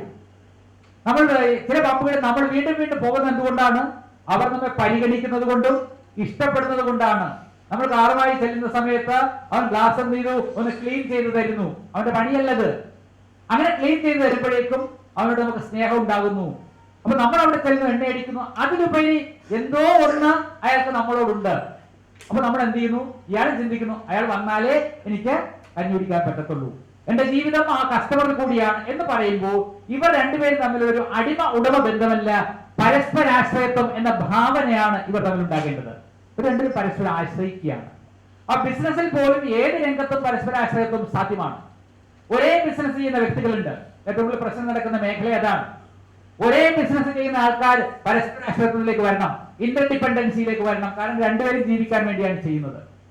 ഈ ബിസിനസ്സുകാർ തമ്മിൽ പരസ്പരം ആശ്രയിക്കുന്നവരായി മാറണം, പരസ്പരം മനസ്സിലാക്കുന്നവരായി മാറണം, പരസ്പരം തോൽപ്പിക്കാൻ നിൽക്കുന്നവരാകരുത് കച്ചവടക്കാർ. രണ്ടുപേർക്കും വിജയിക്കണം. എനിക്കും വിജയിക്കണം, നിങ്ങൾക്ക് വിജയിക്കണം, നമ്മളൊക്കെ വിജയിക്കാൻ വേണ്ടിയാണ് ഇത് ചെയ്യുന്നത് എന്നുള്ള ചിന്തയോടുകൂടി ബിസിനസ്സിലേക്ക് ഇറങ്ങണം. എന്ത് ചെയ്താലും നമ്മളുമായി ബന്ധപ്പെടുന്നവർക്കൊക്കെ അതിന് നേട്ടം ഉണ്ടാകണം എന്ന് ചിന്തിക്കണം. രണ്ടു കൂട്ടർക്കും നേട്ടം ഉണ്ടാകണം, രണ്ടുപേരും വിജയിക്കണം എന്നുള്ള ചിന്തയാണ് പരസ്പരാശ്രയത്വത്തിൻ്റെത്. അപ്പൊ ഞാൻ മാത്രം വിജയിക്കുക എന്നുള്ളതല്ല, ഞാനും വിജയിക്കണം, നിങ്ങളും വിജയിക്കണം. ചുരുക്കി പറഞ്ഞാൽ നമ്മൾ വിജയിക്കണം, നമ്മളുടെ വിജയമാണ് ആവശ്യം എന്ന് ചിന്തിക്കുമ്പോഴാണ്, ഇന്റർഡിപെൻഡൻസി വർക്ക് ചെയ്യുമ്പോഴാണ് അവിടെ സക്സസ് ഉണ്ടാകുന്നത്. ഏത് മേഖലയിലായാലും അങ്ങനെ തന്നെയാണ്. നമ്മൾ ഇനിയെങ്കിലും ഏത് രംഗത്ത് പ്രവർത്തിച്ചാലും എവിടെ ഇറങ്ങി പുറപ്പെട്ടാൽ അവിടെയൊക്കെ നമ്മൾ മനസ്സിൽ വെക്കുക, നമ്മൾ രണ്ടുപേരും വിജയിക്കണം. എന്ത് ചെയ്താലും നമ്മൾ ബന്ധപ്പെടുന്ന രണ്ടുപേരും വിജയിക്കണം, ഒരാൾ മാത്രം വിജയിച്ചാൽ പോരാ. അങ്ങനെയാണ് നിങ്ങൾ പ്രവർത്തിക്കുന്നതെങ്കിൽ നിങ്ങൾക്ക് സക്സസ് ഉണ്ടാകും, നിങ്ങൾക്ക് ഹാപ്പിനെസ് ഉണ്ടാകും. ഹസ്ബൻഡ് ആൻഡ് വൈഫും ചിന്തിക്കേണ്ട ഇതാണ്, നമ്മൾ രണ്ടുപേരും വിജയിക്കണം. മക്കളുടെ ഇടയിൽ അച്ഛൻ നല്ലവൻ അമ്മ മോശം എന്ന് വരുത്തിയാൽ അതിന്റെ ദോഷം രണ്ടുപേർക്കുമാണ്. അച്ഛനും അമ്മയും എന്ത് ചെയ്യണം? പരസ്പരം പ്രണയിക്കണം. അപ്പന്റെയും അമ്മയുടെയും സ്നേഹം കണ്ട് വളരുന്ന മക്കൾ വഴിതെറ്റി പോകില്ല. അച്ഛനും അമ്മയും സ്നേഹമാണ്, ഇഷ്ടമാണ് എന്ന് കുട്ടികൾ മനസ്സിലാക്കണം, മനസ്സിലാക്കി കൊടുക്കണം. അതിൽ ഏറ്റവും വേണ്ട എന്താണെന്ന് ചോദിച്ചു കഴിഞ്ഞാൽ, ഇന്നത്തെ നാട്ടിൽ രക്ഷകർത്താക്കളോട് ചോദിച്ചു കഴിഞ്ഞാൽ, മാതാപിതാക്കളോട് ചോദിച്ചു കഴിഞ്ഞാൽ അവരൊക്കെ പറയുക ആർക്ക് വേണ്ടി ജീവിക്കുന്നു എന്ന് ചോദിച്ചാൽ 90% ആൾക്കാരും പറയും ആർക്ക് വേണ്ടി ജീവിക്കുന്നു എന്ന്. ആർക്ക് വേണ്ടി ജീവിക്കണേ? ആർക്ക് വേണ്ടി ജീവിക്കണേ? മക്കൾക്ക് വേണ്ടി. ആർക്ക് വേണ്ടി ജീവിക്കണേ? എനിക്ക് വേണ്ടി. ആർക്ക് വേണ്ടി ജീവിക്കണേ? എനിക്ക് വേണ്ടി. ആർക്ക് വേണ്ടി ജീവിക്കണേ? മക്കൾക്ക് വേണ്ടി. ആർക്ക് വേണ്ടി ജീവിക്കണേ? നമുക്ക് വേണ്ടി. ആർക്ക് വേണ്ടി ജീവിക്കണേ? നമുക്ക് വേണ്ടി. പക്ഷെ ഒരുപാട് ആൾക്കാരും പറയും ആർക്ക് വേണ്ടി ജീവിക്കാന്ന് ചോദിച്ചാൽ മക്കൾക്ക് വേണ്ടി ജീവിക്കണമെന്ന് പറയും. ഞാൻ എപ്പോഴും പറയുന്നതാണ്, ഒരിക്കലും മക്കൾക്ക് വേണ്ടി ജീവിക്കരുത് എന്നുള്ളതാണ്. മക്കൾക്ക് വേണ്ടി ജീവിക്കലല്ല നമ്മുടെ ഉദ്ദേശം എന്ന് പറയുന്നത്. നമ്മുടെ മക്കളെന്ന് പറയുന്നത് ശരിക്കും നമ്മുടെ ലൈഫിലെ ഒരു ബൈ പ്രോഡക്റ്റ് മാത്രമാണ്. നമ്മുടെ നല്ല സമയത്ത് നമ്മുടെ അടുത്തേക്ക് വരികയും നമ്മുടെ നല്ല സമയത്ത് നമ്മളെ കളഞ്ഞിട്ട് പോവുകയും ചെയ്യുന്നവരാണ് നമ്മുടെ മക്കൾ. ഇതിന് സംശയം ഉണ്ടെങ്കിൽ നിങ്ങളുടെ അച്ഛനും അമ്മയ്ക്കും വേണ്ടി നിങ്ങൾ ഇപ്പൊ എത്ര ജീവിക്കുന്നു ചിന്തിച്ചാൽ മാത്രം മതി. വേറെ ഒന്നും ചിന്തിക്കാം. നമ്മുടെ മക്കൾ എന്താവും എങ്ങനെയാവും എന്ന് ചിന്തിക്കാൻ പോണ്ട. നിങ്ങളുടെ അച്ഛനും അമ്മയ്ക്കും നിങ്ങൾ ഇപ്പോൾ എത്ര പ്രയോജനപ്പെടുന്നു എന്ന് മാത്രം ചിന്തിക്കുക. അപ്പൊ ഇതൊക്കെ തന്നെ വീണ്ടും സംഭവിക്കും. അപ്പൊ നമ്മൾ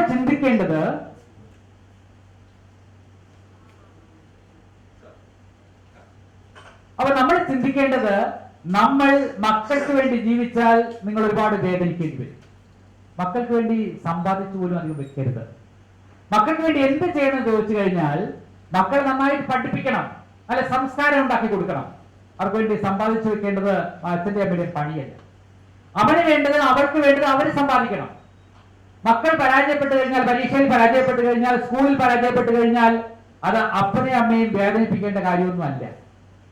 ഞാൻ പറയുന്നത് വിരോധാഭാസം പോലെ തോന്നും, നിങ്ങൾ മനസ്സിലാക്കുക. എന്റെ മകനോ മകളോ പഠിക്കാതെ പരാജയപ്പെട്ടു കഴിഞ്ഞാൽ അത് എന്റെ പരാജയമല്ല.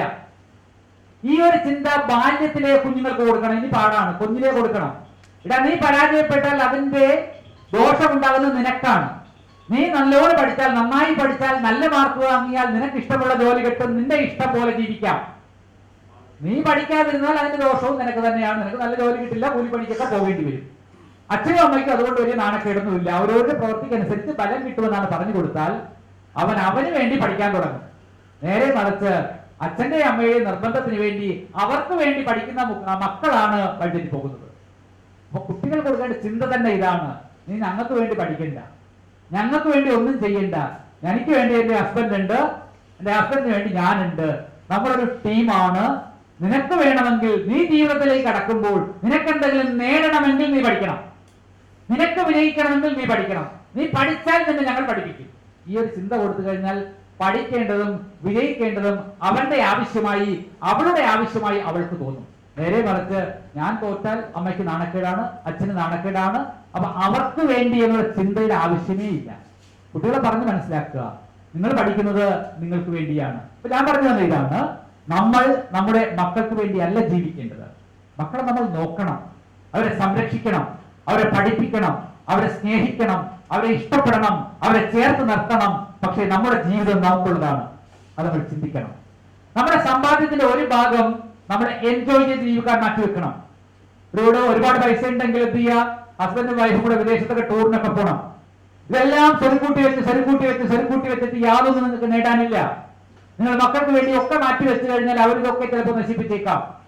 അത് നിങ്ങൾ വേദനിച്ചേക്കാം. ഞാൻ ഉണ്ടാക്കിയതൊന്നും എനിക്ക് ഉപയോഗപ്പെട്ടില്ല, അവർക്കും ഉപയോഗപ്പെട്ടില്ല എന്ന ചിന്തയുണ്ടാകാം. നിങ്ങൾ എന്തൊക്കെ ഉണ്ടാക്കുന്നുവോ, എന്തൊക്കെ നേടുന്നുവോ, ആ നേട്ടത്തിന്റെ ഒക്കെ 1% നിങ്ങൾ എൻജോയ് ചെയ്യണം, നിങ്ങൾ ആസ്വദിക്കണം. ജീവിതം ഒന്നേ ഉള്ളൂ, ജീവിതം ആസ്വദിക്കണം. അപ്പൊ അവിടെയൊക്കെ വരേണ്ടത് നമ്മളെല്ലാവരും കാണണം, മക്കളെ സ്നേഹിക്കണം, ഇഷ്ടപ്പെടണം, പരസ്പരം ആശ്രയിക്കുന്നവരായി മാറണം. ഇന്റർഡിപെൻഡൻസിയിലേക്ക് നമ്മൾ വരണം. ഫാമിലിയിൽ ഇന്റർഡിപെൻഡൻസി വരണം, ബിസിനസ്സിൽ ഇന്റർഡിപെൻഡൻസി വരണം. നമ്മൾ ഏതൊക്കെ മേഖലയിൽ പ്രവർത്തിക്കുന്നു, ആരെയൊക്കെ കാണുന്നു, അവിടെയൊക്കെ നമ്മൾ വിജയിക്കണം എന്നുള്ള ചിന്ത നമുക്കുണ്ടാകണം. കാണുന്നവരോടൊക്കെ രണ്ടുപേർക്കും നേട്ടം ഉണ്ടാകണം. എനിക്ക് മാത്രം നേട്ടം ഉണ്ടായാൽ പോരാ, നമുക്ക് രണ്ടുപേർക്കും നേട്ടം ഉണ്ടാകണം എന്ന ചിന്തയോടുകൂടി നിങ്ങൾ എവിടെ ഇറങ്ങി പ്രവർത്തിച്ചാലും നിങ്ങൾക്ക് അവിടെ വിജയം ഉണ്ടാകും. അവിടെ ദൈവം കൂടെ ഉണ്ടാകും, പടച്ചോൻ കൂടെ ഉണ്ടാകും നിങ്ങളെ രക്ഷിക്കാനായിട്ട്. മനസ്സിൽ നന്മയുണ്ടാകുമ്പോൾ, നല്ലത് ചെയ്യുമ്പോൾ. അതുകൊണ്ടാണ് ഇസ്ലാം പറയുന്നത്, ഖുർആൻ പറയുന്നത്, നീ ഉണ്ടാക്കുന്ന സമ്പത്തിന്റെ ഒരു ഭാഗം എന്ത് ചെയ്യാം, മറ്റവർക്ക് കൊടുക്കാനായിട്ട്, സഹായിക്കാനായിട്ട് പറയുന്നത്. എന്തിനാ സഹായിക്കാൻ പറയുന്നത്? അങ്ങനെ നന്മ ചെയ്യുമ്പോൾ വീണ്ടും എന്ത് ചെയ്യും, നമുക്ക് വീണ്ടും കിട്ടും. പടച്ചോനും അറിയാം, എല്ലാരെയും സഹായിക്കാൻ പടച്ചോനെ കൊണ്ട് പറ്റില്ല. അത് പടച്ചോൻ എന്നറിയാമോ? നല്ല മനസ്സുള്ളവരെ, നന്നായി സഹായിക്കാൻ തയ്യാറുള്ളവരെ കൂടുതൽ സഹായിക്കും. അപ്പൊ അവരെന്ത് ചെയ്തോളും? കൂടുതൽ ആൾക്കാരെ സഹായിച്ചോളും. നമ്മൾ മറ്റുള്ളവരെ സഹായിക്കാനുള്ള മനസ്സുള്ളവരായിട്ട് മാറണം. ആ ഒരു ചിന്ത നമ്മളിൽ ഉണ്ടാകണം. ഞാനുമായി ബന്ധപ്പെടുന്ന എല്ലാവർക്കും നന്മയുണ്ടാകണം, സുഖമുണ്ടാകണം, സന്തോഷമുണ്ടാകണം എന്ന ചിന്ത നമ്മളിൽ ഉണ്ടാകുമ്പോഴാണ് നമ്മളിൽ മാറ്റം ഉണ്ടാകുന്നത്. അപ്പോഴാണ് നമ്മൾ വിജയിക്കാൻ ആരംഭിക്കുന്നത്. അതുകൊണ്ട് ഏറ്റവും നല്ലൊരു ആശയമാണ് ഇന്റർഡിപെൻഡൻസി അല്ലെങ്കിൽ പരസ്പര ആശ്രയത്വം എന്ന് പറയുന്നത്. ഈ പരസ്പര ആശ്രയത്വം എന്ന് പറയുന്നത് നമ്മൾ നമ്മുടെ ജീവിതത്തിൽ പകർത്തണം, കുടുംബ ജീവിതത്തിൽ പകർത്തണം, വ്യക്തി ജീവിതത്തിൽ പകർത്തണം, നമ്മുടെ തൊഴിൽ ജീവിതത്തിൽ പകർത്തണം, നമ്മുടെ സാമൂഹിക ജീവിതത്തിൽ പകർത്തണം. രാഷ്ട്രീയക്കാരും ഇത് പഠിക്കണം. രണ്ട് രാഷ്ട്രങ്ങൾ തമ്മിൽ ഇന്റർഡിപെൻഡൻസി ഉണ്ടായാലോ? ഇന്ത്യയും പാകിസ്ഥാനും രണ്ട് രാഷ്ട്രങ്ങളാണ്. ഒരിക്കൽ ഒരു അമ്മയുടെ മക്കളായിട്ട് ജീവിച്ചവരാണ്, ഒരുപോലെ ജീവിച്ചവരാണ്. ഇപ്പൊ രണ്ടായി. ഇവ ശത്രുതയാണ് മനസ്സിൽ വെക്കുന്നതിന് പകരം ഈ രണ്ട് രാഷ്ട്രങ്ങൾ തമ്മിൽ ഇന്റർഡിപെൻഡൻസി ഉണ്ടായാലോ? അവർക്ക് വേണമെന്നുള്ളത് നമ്മൾ കൊടുക്കുന്നു, നമുക്ക് വേണമെന്നുള്ള നമ്മൾ മേടിക്കുന്നു. പരസ്പരം അങ്ങോട്ടും ഇങ്ങോട്ടും കൊടുക്കുകയാണെങ്കിൽ അവിടെ യുദ്ധമില്ല, ലഹളയില്ല, അവിടെ ചാവേറില്ല, ഒരു പ്രശ്നവുമില്ല, സമാധാനമാണ് ഉണ്ടാവുക. അപ്പോൾ വ്യക്തികൾ തമ്മിലായാലും രാഷ്ട്രങ്ങൾ തമ്മിലായാലും ഉണ്ടാകേണ്ടത് യുദ്ധവും യുദ്ധ സജ്ജീകരണങ്ങളുമല്ല, ഇന്റർഡിപെൻഡൻസിയാണ്, പരസ്പര ആശ്രയത്വമാണ് ഉണ്ടാകേണ്ടത്. അവിടെ പരസ്പര ആശ്രയത്വം എന്ന് പറയുന്നത് ഈ നൂറ്റാണ്ടിന്റെ ചിന്തയാണ്. ഈ നൂറ്റാണ്ടിന് വേണ്ട സംവിധാനമാണ് പരസ്പര ആശ്രയത്വം എന്ന് പറയുന്നത്. നമ്മുടെ ജീവിതത്തിൽ പകർത്തേണ്ട, പാഠമാക്കേണ്ട ഒന്നാണ് പരസ്പര ആശ്രയത്വം എന്ന് പറയുന്നത്. ഇതുമായി ബന്ധപ്പെട്ട ഒരു കാര്യം കൂടി പറഞ്ഞുകൊണ്ട് ഞാൻ അവസാനിപ്പിക്കാം. ഇപ്പൊ പുതിയ രീതിയിലുള്ളൊരു ബിസിനസ് സംവിധാനങ്ങളുണ്ട്. അതായത് ഫാർമർ പ്രൊഡ്യൂസർ കമ്പനി എന്ന് പറഞ്ഞ കമ്പനി കേട്ടിട്ടുണ്ടോ ആരെങ്കിലും? ഫാർമർ പ്രൊഡ്യൂസർ കമ്പനി കേട്ടിട്ടുണ്ടോ? ഫാർമർ പ്രൊഡ്യൂസർ കമ്പനി എന്ന് പറഞ്ഞ സിസ്റ്റം ഉണ്ട് ഇപ്പോൾ. അത് പുതിയൊരു ആശയമാണ്, ഗംഭീരമായ ആശയമാണ് ഫാർമർ പ്രൊഡ്യൂസർ കമ്പനി എന്ന് പറഞ്ഞു കഴിഞ്ഞാൽ.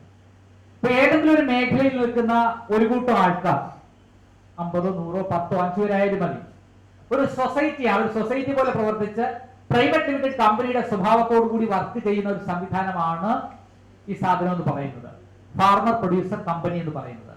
നബാർഡ് പോലുള്ള സ്ഥാപനങ്ങളും കേന്ദ്ര ഗവൺമെന്റ് ബഡ്ജറ്റിലും ഒക്കെ ഇത്തരം സംരംഭങ്ങൾക്ക് ധാരാളം ഫണ്ടുകൾ മാറ്റിവെക്കുന്നുണ്ട്. അത് ഒരേ ബിസിനസ് ചെയ്യുന്ന, ഒരേ തരത്തിൽ ജോലി ചെയ്യുന്ന ആൾക്കാര് ഒരുമിച്ച് ചേർന്ന് ഒരു ഗ്രൂപ്പായി ചേർന്ന് അവരൊരു കമ്പനിയായി ചേർന്ന് വർക്ക് ചെയ്യണം, അല്ലെ? സെൽഫ് ഹെൽപ്പ് ഗ്രൂപ്പിന്റെ ഒരു അടുത്ത തലമാണ്. അതുപോലെ ഒരു ഗ്രൂപ്പായി നിൽക്കുമ്പോൾ ഇതൊരു കമ്പനിയായിട്ട് മാറുകയാണ്. ഈ കമ്പനിയായി മാറുമ്പോൾ ഒരുമിച്ച് പർച്ചേസ് ചെയ്യാനും ഒരുമിച്ച് സെല്ല് ചെയ്യാനും ഒക്കെ ഇവർക്ക് സാധ്യത വളരെ കൂടുതലാണ്. അതെങ്ങനെ അപ്ലൈ ലെവൽ ആകുമെന്ന് ഒരു ഉദാഹരണം കൂടി ഞാൻ പറയാം, ഒരു ആശയം കൂടി പറയാം. എനിക്ക് ഇഷ്ടപ്പെട്ട ഒരു ആശയം ആയതുകൊണ്ടാണ് ഇത് പറയുക. കൗ ഹോസ്റ്റൽ എന്ന് പറയുന്ന ഒരു ആശയം നിങ്ങൾ കേട്ടിട്ടുണ്ടോ? കൗ ഹോസ്റ്റൽ എന്ന് പറയുന്ന ഒരു ആശയം എന്റെ മനസ്സിലുള്ള ഒരു ആശയമാണ് കൗ ഹോസ്റ്റൽ എന്ന് പറയുന്നത്. ഒരു കൗ ഹോസ്റ്റൽ എന്ന് പറഞ്ഞാൽ ഒരു കൗ ഹോസ്റ്റലിൽ 100 പശുക്കൾ ഉണ്ടാകണം. 100 പശുക്കൾ ഉണ്ടാകണം. ഈ 100 പശുക്കൾക്ക് വേണ്ടിയുള്ള ഒരു ഫാം ഉണ്ടാകണം. അതിനുവേണ്ടിയുള്ള സംവിധാനങ്ങളും എല്ലാ ആധുനിക സജ്ജീകരണങ്ങളും ആ ഫാമിൽ ഉണ്ടാകണം. ഈ 100 പശുക്കൾ 100 വ്യക്തികളുടേതാണെന്ന് വിചാരിക്കുക. ഈ 100 പശുക്കൾ 100 വ്യക്തികളുടേതാണ്. അപ്പൊ ആ പുരയിടം ഒരാൾക്കുള്ളതാണ്. 2 ഏക്കർ വസ്തുവിലാണ് ഈ ഡയറി ഉള്ളതെങ്കിൽ ആ ഡയറി ഒരാൾക്കുള്ളതാണ്, വസ്തു ഒരാൾക്കുള്ളതാണ്. അവിടെ 100 പശു ഉണ്ടെങ്കിൽ ഈ 100 പശുക്കൾ 100 വ്യക്തികൾക്കുള്ളതാണ്. അവിടെ ഇൻഫ്രാസ്ട്രക്ചർ ഡെവലപ്പ് ചെയ്യാനായിട്ട് എന്ത് ചെയ്തു? കുറെ ആൾക്കാർ അവരുടെ കയ്യിലുള്ള ക്യാഷ്, ഒരു നിശ്ചിത ക്യാഷ് അതിനുവേണ്ടി ഇൻവെസ്റ്റ് ചെയ്തു. 25 പേര് പൈസ ഇട്ടു. അപ്പൊ 25 പേരുടെ പൈസയിൽ എന്ത് ചെയ്തു? അവിടെ ഇൻഫ്രാസ്ട്രക്ചർ ഡെവലപ്പ് ചെയ്തു. 100 പേരുടെ പൈസയ്ക്ക് പശുവിനെ വാങ്ങിച്ചു.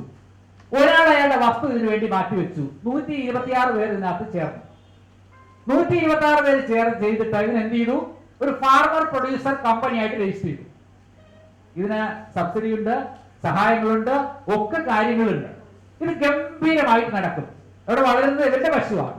ഇത് ഓരോരുത്തരുടെയും ഷെയറുള്ള സംവിധാനമാണ്. ഇതൊരു കമ്പനിയാണ്. ഇത്തരത്തിലുള്ള കമ്പനി എല്ലാ ജില്ലകളിലുണ്ടെന്ന് വിചാരിക്കാം. ഇത്തരത്തിലുള്ള കമ്പനി എല്ലാ താലൂക്കിലുണ്ടെന്ന് വിചാരിക്കുക.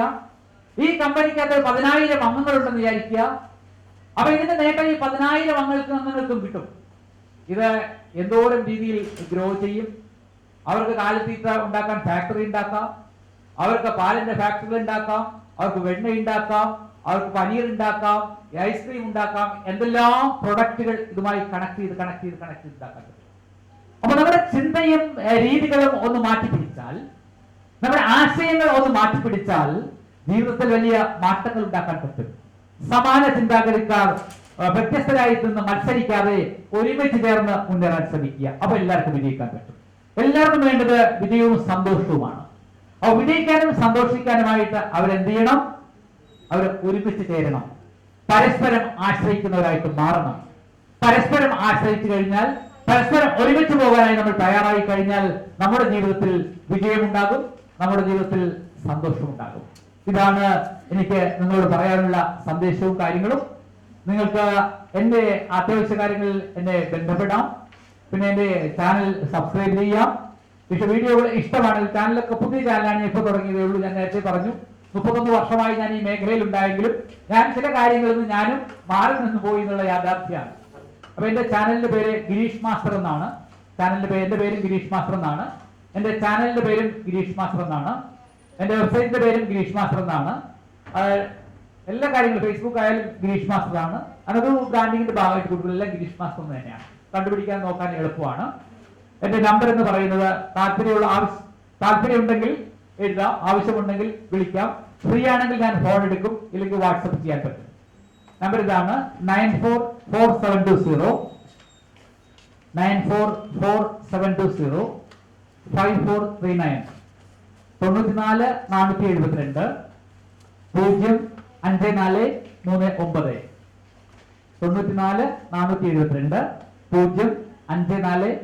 05439. ഫോൺ നമ്പർ മാറില്ല. ഇത് തന്നെയായിരിക്കും ഇന്നത്തെ ഫോൺ. ഇതാണ് ഞാൻ ആദ്യം എടുത്ത ഫോൺ. അപ്പൊ അത് വിളിച്ചാൽ കിട്ടും. അല്ല വാട്സപ്പ് ഉണ്ട്, മെസ്സേജ് അയച്ചാൽ എനിക്ക് കിട്ടും. അപ്പൊ ഞാൻ ചെയ്യുന്ന പ്രവർത്തനങ്ങൾ 2 കാര്യങ്ങളാണ് ഞാൻ ചെയ്യുന്നത്. ഒന്ന്, മാർഗദർശൻ എന്ന് പറയുന്ന ഒരു ഇൻസ്റ്റിറ്റ്യൂട്ട് എനിക്കുണ്ട്. മാർഗദർശൻ ഹാപ്പിനെസ് റിസർച്ച് ഇൻസ്റ്റിറ്റ്യൂട്ട് ആണ് ഇൻസ്റ്റിറ്റ്യൂട്ടിന്റെ പേര്. മാർഗദർശൻ ഹാപ്പിനെസ് റിസർച്ച് ഇൻസ്റ്റിറ്റ്യൂട്ട്. എങ്ങനെ സന്തോഷമായി ജീവിക്കാം എന്നുള്ളതാണ് എന്റെ വിഷയം. ഞാനുമായി ബന്ധപ്പെടുന്നവരോടൊക്കെ ഞാൻ സംസാരിക്കുന്നതും എന്ത് വിഷയം സംസാരിച്ചാലും ഞാൻ എങ്ങനെ സന്തോഷമായി ജീവിക്കാം, എങ്ങനെ കുടുംബജീവിതം ഭംഗിയായി മുന്നോട്ട് കൊണ്ടുപോകാം എന്ന സ്ഥലത്താണ് എത്തിച്ചേരുക. എന്റെ ലക്ഷ്യവും എന്റെ ഇഷ്ടവും വ്യക്തികൾ സന്തോഷമായി ജീവിക്കുന്നതാണ്. പിന്നെ എനിക്കുള്ളത് ഒരു സാമൂഹ്യ പ്രതിബദ്ധതയുള്ള ഒരു സൊസൈറ്റി ഞാൻ ചെയ്യുന്നുണ്ട്. അതൊരു NGO ആണ്. അതിന്റെ പേര് സ്മാർട്ട് സർവീസ് സൊസൈറ്റി എന്നാണ്. 11 വർഷമായിട്ട് ആ സൊസൈറ്റി പ്രവർത്തിക്കുന്നുണ്ട്. Smart service society. ഈ സ്മാർട്ട് സർവീസ് സൊസൈറ്റിയുടെ വെബ്സൈറ്റ് എന്ന് പറഞ്ഞാൽ സ്മാർട്ട് സർവീസ് സൊസൈറ്റിയുടെ 3S India.org എന്നാണ്.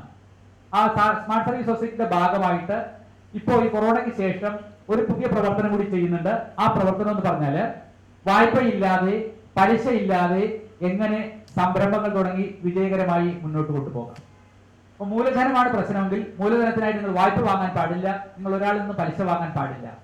അപ്പൊ അങ്ങനെ എങ്ങനെ ഈ ആശയം നടപ്പിലാക്കാം? ഒരാൾക്ക് 10 ലക്ഷം റുപ്യ വേണോ, 20 ലക്ഷം റുപ്യ വേണോ, എത്ര പൈസ വേണോ, ആ പണം പരസ്പര ആശ്രയത്വത്തിൽ കൂടി എങ്ങനെ കണ്ടെത്തി ബിസിനസ് റിസ്ക് ഇല്ലാതെ വിജയിപ്പിക്കാം എന്നൊരു ആശയമാണ് ഈ NGOയുടെ പേരിൽ നമ്മളിപ്പോൾ പുതിയതായി ചെയ്തുകൊണ്ടിരിക്കുന്നത്. അപ്പൊ അതിനെ കുറിച്ചൊക്കെ അറിയണമെങ്കിലും ഞാനുമായിട്ട് ബന്ധപ്പെടാം, അല്ലെങ്കിൽ നമ്മുടെ വെബ്സൈറ്റുകളിൽ സന്ദർശിക്കാം, അല്ലെങ്കിൽ മെസ്സേജ് അയക്കാം. ഓഫീസ് നേരത്തെ തമ്പാനൂരായിരുന്നു, ഇപ്പൊ തമ്പാനൂർ ഓഫീസ് ഇടയ്ക്ക് മംഗലപുരത്തായിരുന്നു. ഇപ്പൊ ഓഫീസ് ആറ്റിങ്ങിലാണ്. ഓഫീസ് സ്മാർട്ട് സർവീസ് സൊസൈറ്റിയുടെയും മാർഗദർശന്റെയും എന്റെ പേഴ്സണൽ ആയിട്ടുള്ള ഓഫീസ് ആറ്റിങ്ങിലാണ്. ആറ്റിങ്ങൽ LIC ഓഫീസിന്റെ അടുത്താണ്, രവിവർമ്മ ലൈനിലാണ്. ഞാൻ തിരുവനന്തപുരത്ത് ഉണ്ടെങ്കിൽ അവിടെ ഉണ്ടാകും. പകലാണെങ്കിൽ 10 തൊട്ട് 5 വരെ ഓഫീസിൽ ഉണ്ടാകും, അല്ലെങ്കിൽ പുറത്ത് മറ്റ് ജില്ലകളിലായിരിക്കും. നേരിൽ കാണുന്നവർക്ക് അവിടെ വന്നാൽ കാണാൻ പറ്റും. വേണമെങ്കിൽ വിളിച്ചിട്ട് വരാം. ഇത്തരം കാര്യങ്ങളാണ് എനിക്ക് നിങ്ങളോട് പറയാനുള്ളത്. ഇത്രയും നേരം എന്നെ കേട്ടുകൊണ്ടിരുന്ന, എന്നെ ശ്രദ്ധിച്ച, എന്നെ സ്നേഹിച്ച ആ ഒരു കാര്യത്തിൽ ഞാൻ വളരെ ഭാഗ്യവാനാണ്. ഞാൻ എവിടെ പ്രോഗ്രാം എടുത്താലും കേൾക്കുന്നവർക്കൊക്കെ എൻ്റെ അടുത്ത് ഒരു പ്രത്യേക സ്നേഹം ഉണ്ടാകും എന്ന് വിശ്വസിക്കാനാണ് എനിക്ക് ഇഷ്ടം. തീർച്ചയായും അങ്ങനെ സ്നേഹം ഉണ്ടാകും. അപ്പൊ നിങ്ങൾക്ക് ജീവിതത്തിൽ എല്ലാ വിജയവും ഉണ്ടാകട്ടെ, എല്ലാ നന്മയും ഉണ്ടാകട്ടെ, സന്തോഷകരമായ ഒരു ജീവിതം നിങ്ങൾക്ക് ഉണ്ടാകട്ടെ എന്ന് ആശംസിച്ചുകൊണ്ട് സ്നേഹത്തോടെ സന്തോഷത്തോടെ ഞാൻ നിർത്തുന്നു. നന്ദി, നമസ്കാരം.